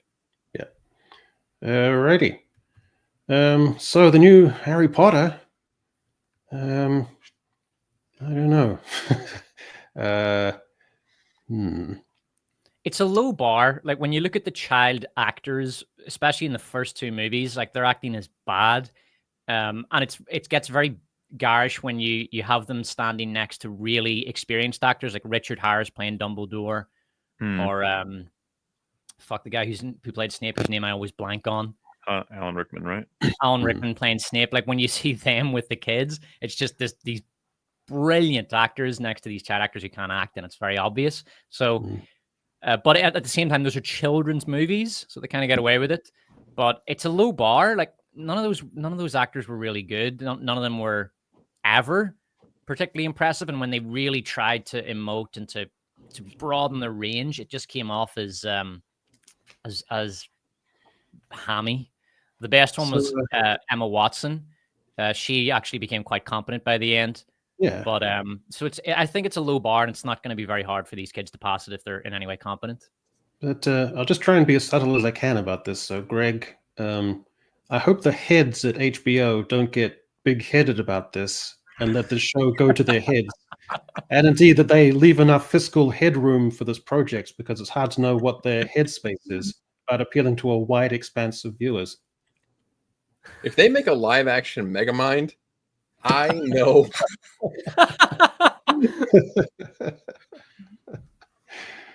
I don't know. Like my first thought when I saw this was Expelliarmus or whatever it is, because I don't know. It's the dimensions, proportions, kind of bug me. I don't know. Maybe he'll grow. He might just have a normal head with big hair. I don't know. It's possible. Yeah, it could be a bad photo as well. Like I swear to God, man, my wife has this iPhone, and whenever she takes a photo of my head, it looks fucking gigantic in it. I know, but it's weird. So it's who knows, but maybe the kid is. I don't fucking care about the kid's head. But It was the first thing that sort of jumped out at me. I don't know. Maybe so. I tried to be as subtle as I could. I'm Oh, interested to see what they update. do with that. Yeah. So the spokesman, in quotation marks, for quotation marks AI band Velvet Sundown now says he is an imposter. So finally, Molly, you're not going to believe this. That's not actually an actual band. That's AI Oh generated. my god! I thought that was a real What? photo. So they've made this is another reason why I just burned it all down, and we're in the worst timeline because 500,000 downloads for their song or its song for the zeros and one song. So that's crazy. I mean, how many people out there are slaved to produce an album that's been their passion project for years, and then some guy generates AI songs that get 500,000 downloads on Spotify, and this is the image that they put on the fucking screen. I watched the video which partially explains that. So it has to do with playlists. Their songs are very generic, sort of chill country rock pastiche, which means that they're perfect playlist fodder. So that song goes on like a country and chill playlist on Spotify or something. And people will listen all the way through the song because they like it, and that gets it algorithmically promoted to other playlists, and that really helped the song. But 500,000 spins is fuck all really on Spotify. It's true, nothing. Yeah. And most of it does come from those, country and chill playlists or rock band playlists. It's not much of an achievement, and it's not much of a song. It's reasonably pleasant to listen to. I think I listened to it for 30 seconds and then stopped and went back to listening to Charles Mingus or something. But what's the copyright here? Like, can I just swipe? No, it doesn't have songs? Legally, AI music cannot be copyrighted. Nope. So I could take the songs and I could set up a thing called Silk Sunrise and just upload you can those use songs. those songs for whatever you want. Like that song they had, like Flame on the Desert or whatever it's called. You could take that and put it in your videos and use it, do whatever you want with it. There's no copyright, and there can't be any copyright. Could I just put the music on Spotify and say, this is Silk Sunrise, and this is their you songs? can put it on Spotify. I don't know if you'd make any money from it because you don't possess the copyright to it. All the money would go to Spotify because it's AI music. That's why Spotify love this, because they generate their own AI music and put it on different playlists because they get all the money from it. Because if there's no copyright, that means all the money goes to the platform, to the distributor. So you could put it wherever you want, but because it's not yours, the copyright goes to the platform. Can't keep up. So the guy who made this music, he's charging for downloads though on Spotify, but right? Because he said this is actually AI, he loses copyright. Excuse me. He loses copyright to the song, and everything now just goes to Spotify. Fucking hell. What if he records the songs by AI and then overdubs a cowbell for 5 seconds in the outro? Does it then become a human product? The cowbell, it wouldn't be enough. What he could do is he could have AI write the song, and then he could record it himself. He would own the copyright to the recording, but not the copyright to the song. Oh, my brain. Oh, God, we live in a strange timeline now. This all happened so damn fast. It's partly I because think the we're music even industry's so fucked. We're just ChatGPT. It's incredible. It's like a god. And it's all just happening so fast. I don't think we can even keep up with the changes anymore. That's crazy. I'm amused by how many jokes get made all the time of referencing any given sci-fi media, like, "Oh God, Skynet's coming," or "Oh God, GLaDOS is going to get us, HAL or Shodan." It's just like funny, but I'm not sure how much longer it'll be because it's only speeding up and it's getting insane. Well, the film Her from 2013, that's basically come true now. We've got an AI that can talk to you and much there, endorse you. Yeah. God damn. And it only gets faster. That's how it works. As soon as it's able to recreate itself and possibly improve itself, we're fucked. So now to be honest, I think we're getting a little bit overexcited because I think it's in its growth phase because it's something of a new technology, and new technologies grow very quickly and then the growth slows down massively. So if a great example of this is video game graphics. So if you look at Super Nintendo, like Super Mario games, it's just little pixels on a screen, and then you go to the next generation, N64, PS1, and you got 3D graphics. And from there, from basically the GameCube and PS2 era, it began to noticeably slow down. And now there's modern games that are released that look way worse than games that are 15 years old. Do you know what I mean? So graphics now is really just a question of art. And I think this is going to hit its ceiling, and people are going to be quite disappointed with what that ceiling looks like. As much as I think that makes sense, gaming graphics, you know, like there's no example. I was just gonna say I don't mind quite quickly. You know, like when they're like, "Oh, get Minecraft at fucking 8K," it's just like, lol, what? But like, it doesn't bother me as much as, let's say, you know, AI girlfriends, where it's like, oh shit. Remember that story, the guy who ended up killing himself for his AI girlfriend or something?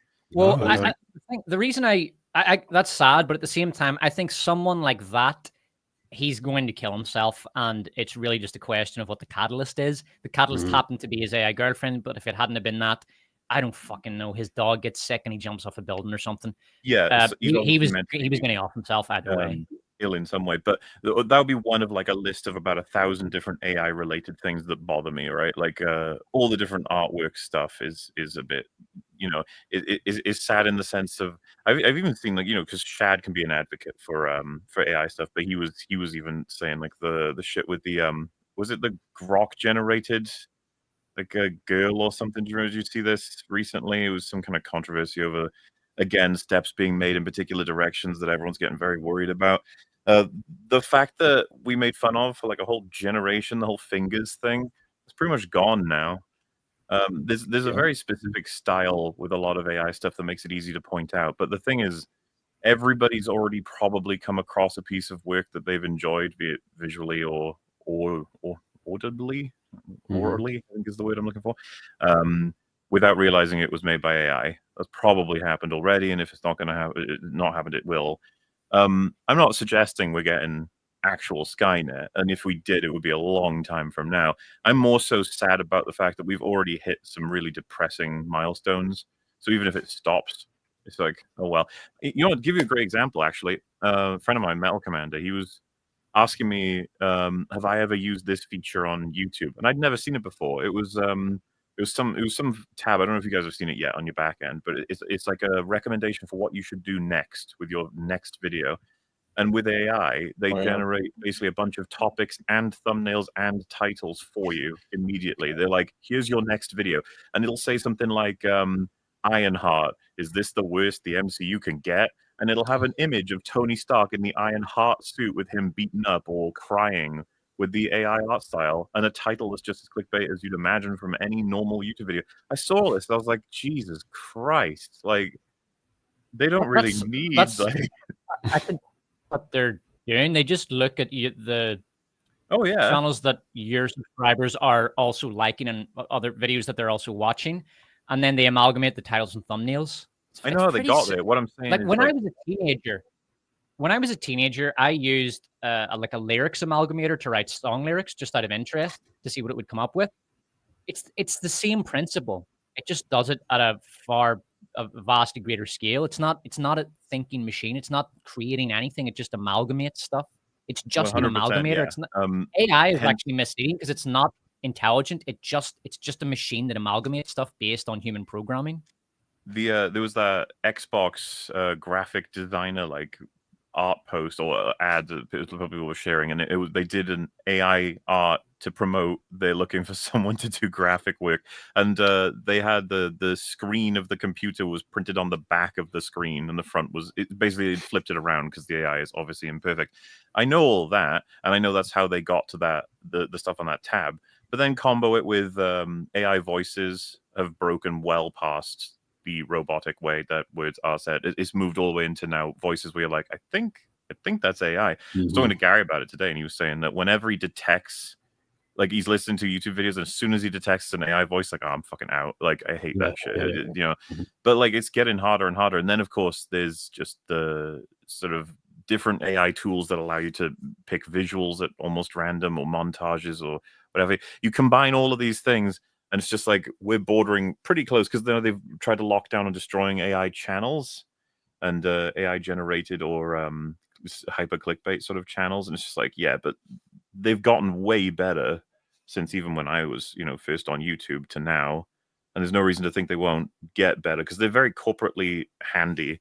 And so I guess what I'm saying is like it's a very boring dystopia that we've got, and a lame. There's no killer robots. It's more so like depressing, quick, cheap ways to make as much money as you can, and then ditch the tech as soon as it's found out.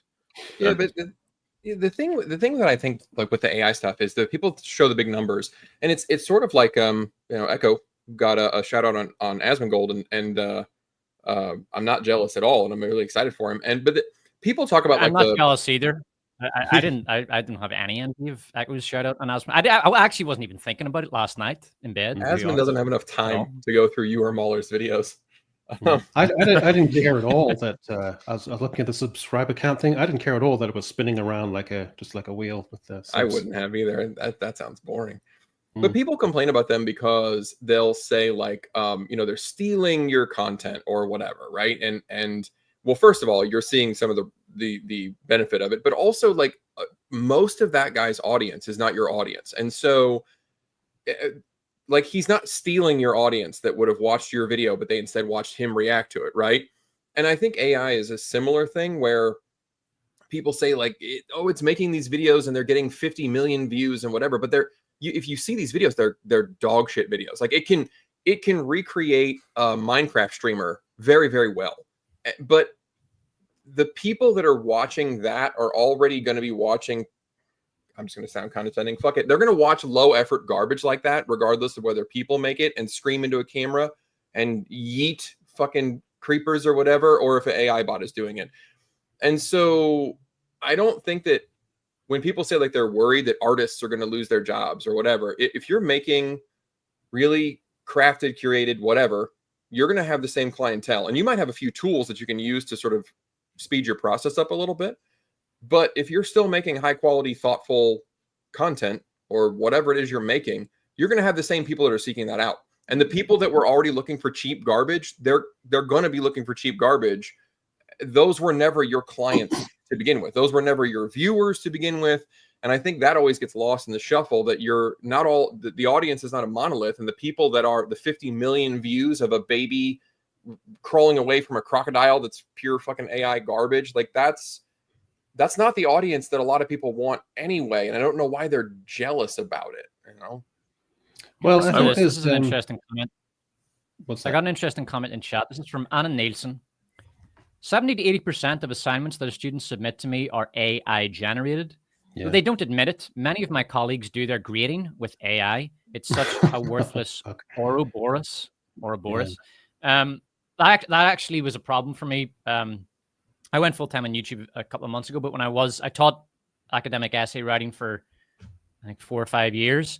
And suddenly, out of fucking nowhere last year, there was this huge rush of AI essays, and I could tell straight away they were AI. And then I copied and pasted them into AI detection, and it was coming back like 100% for a third of the fucking essays. And so we had to bring in this anti-AI policy. But then what a lot of students are doing now is they're instructing the AI to imitate their writing style. They'll write like 2 paragraphs, and there's all sorts of loopholes they can use. It's just become a kind of whack-a-mole now in academia. Academia is turning, it's really fucked up, the academia grading system with the AI. 70-80% is probably accurate. And I know what I'm talking about because I've worked with hundreds of students, like university-age students who are about to go off to university. And I can tell you most of them are fucking lazy, and they will absolutely use AI if they think they can get away with it. Most of them. Not all of them, but most. Yeah. Well, they will, but that just exposes the flaw in our education system in general. Like, I think when people say, oh, AI is ruining the university system, what they don't ever want to ask is, well, what is that system that is being ruined? That system is memorize facts, spit them back out. The Socratic method has been dead for decades and decades, century at this point. And so AI is just exposing the weakness that is already there, that it's not really an education system. It's not really a place of learning. It's a place of memorizing, and it's a place of getting your degree, and then you're good to go. And you can show somebody that. And yeah, it's showing the shortcut that can circumvent that. That's what they're scared of. Yeah, I think the humanities are facing a genuine crisis, and I feel sad for the ones who have genuine aptitude for especially English and things like that, because you can have some students who are not just generating their whole essay, but they're getting ChatGPT to generate all the material and the gist of it, and then they can cherry pick ideas and stuff like that, and they can just stuff it into their own work. So the whole system of Although I don't merit know if you becomes can ambiguous and breaks replicate that. down. Like, because one of the problems that I found with the students who would try to give me AI essays, first of all, I can detect straight away, okay, this student is not capable of writing like this, or their style changes very suddenly, or it sounds like AI when I read it. But another problem is references. The AI can't provide coherent references. So if okay, reference number 8 doesn't work because I looked it up and the website doesn't exist. That's an AI reference. So it's very difficult. Even if you have an AI essay, you would have to spend many hours going through it and fixing it to make the references match. So if a university system has their reference system in good order, it shouldn't be a problem for them as far as I'm aware.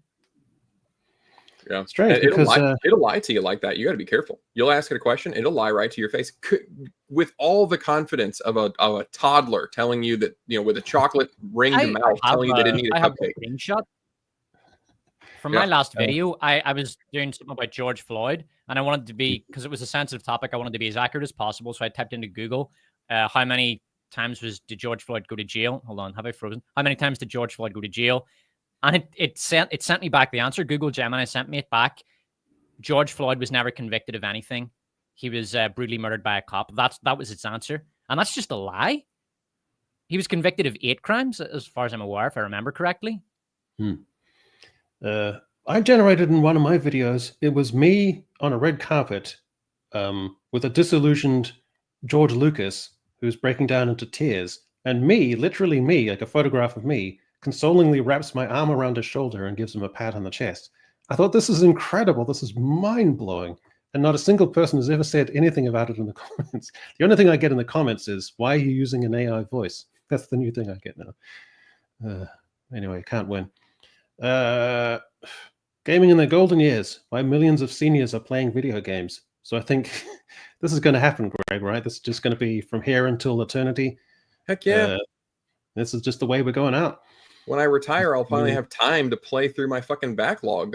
I can't wait. Same, yeah. It's going to be fascinating. Like the idea of people in the 70s and 80s, like these wizened, gnarled old people with gray hair and like all the veiny hands just still playing like Warcraft and whatever. It's going to be, I've never seen that before. It's going to be fascinating to watch. Yeah. Yeah, I'll finally have time to play GTA 5. I think I got 2 hours done and then got too busy. All right, then, Disput, what were my inaccuracies or anomalies? Yeah. So Echo posted this on X, and this is mostly correct, but he was incorrect on a few of these. So Moon Knight I haven't seen. Social Network, obviously. Anatomy of Fall is excellent. Lincoln, There Will Be Blood. I've only seen that once, but I would be interested in a rewatch of that. The Zone of Interest, yes, although I do wonder how much rewatchability that has, because it's as good a movie as it is, and as brilliant as the cinematography and acting is. I wonder if maybe you would just kind of be bored on a rewatch of that. It's a movie that, to use your phrase, Echo, it's more to be admired than enjoyed. And I don't think it quite fits. It's a very good movie, but I don't think it deserves a spot in the top 20. Okay, we'll keep going. The Reader, I actually mentioned The Reader in my next video, though I haven't seen it, but I just wanted to make fun of it. Because whatever, it'd take too long to explain. The Revenant is a pile of shite. That was the biggest one. I think The Revenant is Leonardo DiCaprio just screaming for an Oscar for 2 hours or something. God, Despot, you're like the only person I know who agrees with me on that. But just the scene, the ambush scene at the beginning, just for its cinematography, that's some of the most 3 or 4 minutes. It does have some very nice moments, like the Jai Courtney. When Jai Courtney goes and faces off against Leonardo DiCaprio at the end, that's good. And I really like Jai Courtney in it. But the movie overall, I find to just be a really boring fucking slog. And the kind of thing that people feel like they're supposed to like, but don't really know why and are afraid to admit that they dislike it because they don't want people to think of them as Philistines. All right. Well, yeah, that's probably the lowest hanging fruit on my list, so that's fine. Wait, do you mean Tom Hardy? Jai Courtney's sorry, go ahead, Muller. Is Jai Courtney in The Revenant? Do you mean Tom Hardy? Doesn't he? Oh, sorry, Tom Hardy. My mistake. The two look kind of similar. For a second, well, I was just like, also Christ, what film did I watch? Yeah, the big beard. And yeah, I mean, those last 3 are all excellent. I'm not too sure about Once Upon a Time in Hollywood. What does the panel think of that? Incredible. I film. enjoyed it, but I knew when I finished it, I was never going to watch it again. Yeah, that's fine. So yeah, that's my list. I stand by it. Just speaking of plugs, towards the end here, Echo Chamberlain's now on Substack. So I would entreat everyone to go over there, and for the first couple of months, all the content is going to be free. So you can just read any articles. If you subscribe, it's going to be free content for a couple of months. So you're going to see, it's a little bit off the beaten track. You've got my normal kind of cultural commentary, but you're also going to have a ton of stuff about modern literature. It's going to be deeper dives. You're going to have some New Zealand content in there, and Australasian. You're going to have some geopolitical stuff. You're going to have questions like, what does it actually mean to be a cultural elite? What does that term actually mean? We're going to look at Australia's Stella Prize for women authors, which bizarrely includes a male judge. That's one of the funniest things I've ever seen in a long time, and I explore that. So it's all there. So I would really cherish and be very grateful for anyone out there, all you Echo Chamberlainians, to go sub up for that. Like I said, it's free, and you're going to get some really cool content. So yeah, absolutely. And I think that basically takes us through to the end. We've got a big pile of super chats to run through. So let's do that. Felonious Hack became a YouTube member. Well, that's fantastic. But not only that, he gifted 5 Echo Chamberlain memberships. So I'm sure that they've been snapped up by everyone there. So thanks, Felonious. M8566, patron saint of the channel for $5. Mauler entering the Echo Chamber to talk about Superman is the only thing that brings me joy in life. Deep reference, that is a boogie one. Don't worry about it. But okay, brilliant. M8566 again. I was gifted 5 more Echo Chamberlain memberships. I remember that he scattered 5 into your channel as well, Greg, last time. So let's keep our fingers crossed and see. Indeed, he throws them out like Johnny Appleseed. Lion Mane Man for $5. I can't forgive what they did with Superman's parents. Was it that big a deal? I thought they were fine. Aren't they supposed to have a bit of gravitas to them? Like he's supposed to be the rock solid, moral mentor? And maybe they made them a bit superficial. I think they're talking about Jor-El. Bradley Cooper. Oh, Bradley Cooper was like, make money, get bitches. I don't really know where that came I guess it depends on who Lion Mane's referring to, which parents. People have different issues, right? My main issue with the Earth parents, the Kansas ones, is like I barely saw them. They're in the movie for like 5 seconds. Yeah, there's no connection there at all. It's very strange. Hemorrhoid Hurts, our dear friend. Does Lois fly a UFO? How do they make that work? With one line of dialogue where Mr. Terrific says, it's easy, it's very naturally, it's reactive to you. So one line of dialogue was able to take care of that. I thought she was a bit of a Mary Sue. The fact that she's flying a spaceship while simultaneously dictating the Prestige Pulitzer-winning article to the guy in the back with the laptop. Like, that's quite a lot. M85 says again, I want 10 monkeys. I guess that's the monkeys. Or it could be 10 monkeys. I don't know. But that was definitely a strange phase. I thought the Peacemaker cameo was quite funny. That was all right. Gary Barber for $10. As a longtime DC Comics fan, I can see what they were trying to do with the setting. Very Silver Age. It just doesn't quite make the landing. Just too much all at once. Yeah, so Silver Age would mean like classic kind of hokey kind of style, I guess. And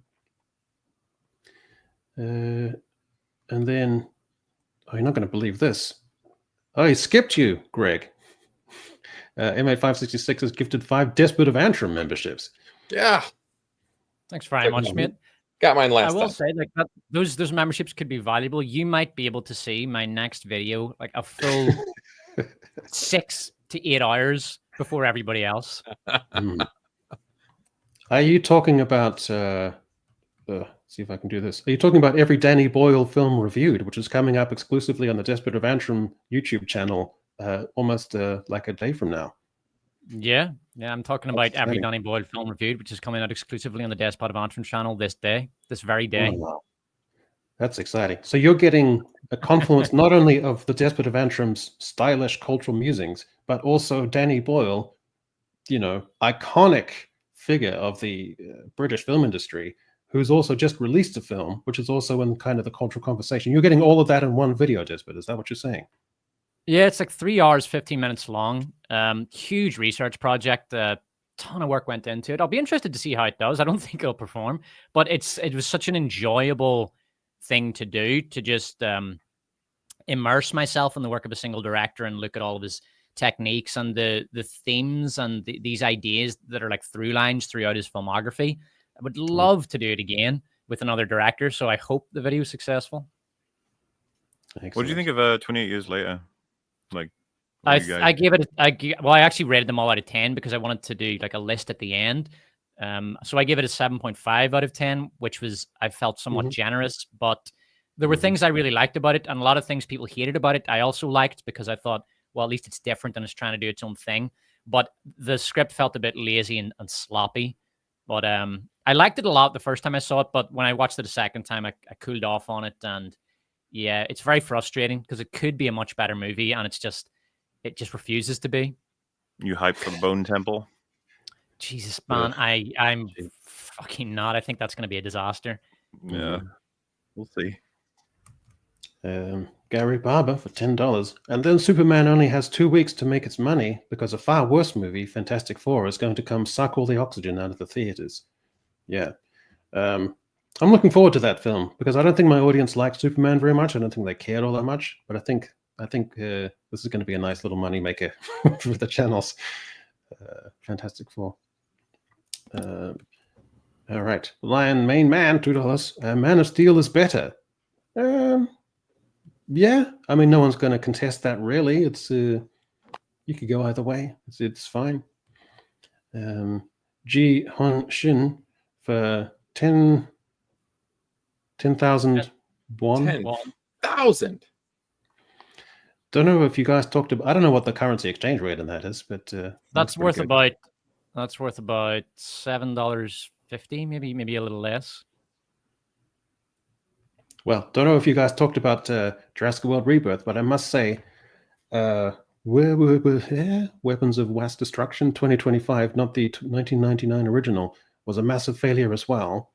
If interested in good dino media, check out Dead Sound's Dinosauria series. I think WWD is Walking with Dinosaurs, which... Oh, okay. Yeah, well, yeah. A lot of people love the 99 show, and then they did a remake, I guess, in 2025, which I've only heard was received badly. Okay. All right. Istophobos. G'day, mate. $2. Gunn did not understand the assignment. Well, it's pretty emphatic. Well, his assignment was to make the studio money and to bring in audiences who might get bamboozled, but just assume that the director knows what he's doing and just eat their popcorn. So I guess maybe that's... I'm not sure he's achieved that, though. We'll find out. Chris Schick, 1999. The one live stream show I make sure that I don't miss. I appreciate you all. Happy that Desperate Danny Boyle Deep Dive is dropping today. By that, you mean, Desperate, this is your every Danny Boyle film reviewed, which is dropping today? Yep, it's that one. Exclusively on the Desperate channel? Yep, it's going to be on my channel. Desperate from the internet? Yeah, the Desperate from YouTube. Damn. That's our own little you might know me from the internet. Yay, we've got our lore. That's fantastic. Thanks. It's Phobos is now a YouTube member. That's fantastic. Welcome on board. Olivia B gifted 10 Greg on membership. There it is. All right, nice. Thanks, Olivia B. Book of Film for $1.99. Saw Superman with Dad, 78. He liked this more than Man of Steel. All right, well, it's all over the place. You know, people have got their opinions and views. With Dad, 78.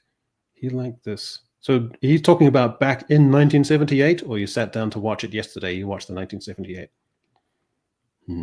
It could mean either. We'll assume both. Eric Makuta for $5. God bless America and our awesome Orange Commander-in-Chief. I want to see the Epstein list. The world is healing. Anyone have anything else to add? I just have one. Actually, I want to clear this up, Eric. The US government actually informed us that there is no list. So just making sure you're caught up on that. That's all. Okay, man. There's no war in Bossing Say. We're good to go. Goddamn. Gary Barber of $10. Superman 1 and 2 are so great because they and the title character are earnest. That's the word we've been looking for all stream. A long forgotten virtue in Hollywood. You're exactly right. Earnestness. Then again, there's a lot of earnestness to David Corenswet, but there's also just too much irony and fooling around and dorkishness and cartoonishness. Yeah, it's a little bit too little sort of millennial Gen Z type behavior, whereby he's a man, but he's refusing to be fully mature, and there's a little bit too much of the boy still in there. Yeah. 88566 member for 3 months. How does one apply for Despot's harem? You have to provide a full DNA profile so I can make sure that the children are going to be that's actually a done thing in Korea, in these dating agencies, and they're taking DNA profiles now so that they can make sure that the match doesn't have some hereditary disease. Well, no one has kids in South Korea anyway, so I don't see what the issue is. Maybe that's why, because they're fucking forcing the applicants to jump through so many hoops. Ji Hun Shin for 5,000 W scribbled out. To echo, not sure if you know Gendy Tartovsky's Primal, but pretty much every girl boss Mary Sue is like that evil Egyptian queen from that show. I'm not familiar with that. I know the Russian director Tarkovsky, but I don't know Tartovsky. Oh, you need to watch Samurai Jack, my friend, because that is a Gendy masterpiece, along with, I believe, Dexter's Laboratory. And Clone Wars, right? He did the animated season of Clone Wars before the sort of Filoni stuff. Gary Barber again, $10. Greg has exactly nailed the entertainment industry morality problem. Well done, Greg. Congratulations there. Ji Hun Shin again for 5,000 won thingies. It's so refreshing to see female characters like Rumi, Mira, and Zoe, especially after a decade of morally reprehensible girl boss Mary Sue's. Yeah, he's talking about Demon Hunter, K-pop Demon Hunters, yeah, which is a great movie, by the way. If there's listeners who haven't seen K-pop Demon Hunters, it's brilliant. It's maybe the best movie of the year so far. Yeah. Molly, it's not on your radar yet? No, it's not. Have you guys? What do you guys think of Warfare? Haven't seen it. Fuck, I need to watch. Is that out in cinema? Or is that on premium video on demand, or? That's a great question. I'm actually not sure, but that's probably my pick for the year right now. I'm not sure yet, but Warfare. Okay. It's just nice that we have something to pick. Well, K-pop Demon Hunters pretty much says everything on the tin. Called Z Flash for $5. Hello, gentlemen. I'm happy to get in live for once. I was thrilled to see Echo's video about modern morality reviewed on Asmongold's channel. Congrats. Well, no more thrilled than I was to wake up to find I had 4,500 more subs than I did the day before, so all good. Gary Barber again. Man, $10. I admit my personal bias, but the best series going is The Chosen. Is anyone familiar with this? The Chosen. That's a series by Angel. I believe it's about the life of Jesus. Jesus, weirdly have. You would think I'd watched it, but I haven't. Yeah, it seems to be about the life of Jesus. How did your Bonhoeffer video go, Greg? Am I pronouncing that correctly? Yeah, not well. And that was one of those. I thought it was great. I liked it. I mean, technically it had some issues, but I like him as a theologian. But I think that was just kind of under the radar, and they're biopics, so that's the correct pronunciation. They just don't do that great, but they're trying to do some more cool stuff. I think they've got a movie coming out in August called Sketch, I believe, where a kid has a sketchbook, and then it's sort of like a Road to Terabithia kind of thing. The kid is traumatized, and then sketchbook monsters start coming to life, and it's kind of a sort of a heartfelt comedy / I don't know. I'm going to check it out. Okay, cool. Hey Kira for $5. Greg, thanks for the recommendation of K-pop Demon Hunters on Open Bar. I watched it because you said it was good. It's my favorite movie of the year. Well, there you go. Nice. Yeah, it's a surprise hit. Mauler, I'm going to hit you with a question that you probably never received before. So, hi Mauler, when can you expect your next Unbridled? Well, if the question is more so just when's the next video, I have just given updates. I'm working on something that is going to be... It currently stands, I've mentioned, it's at least 11 hours, the video, but God. I haven't given a cap to it just yet on how long it's going to be.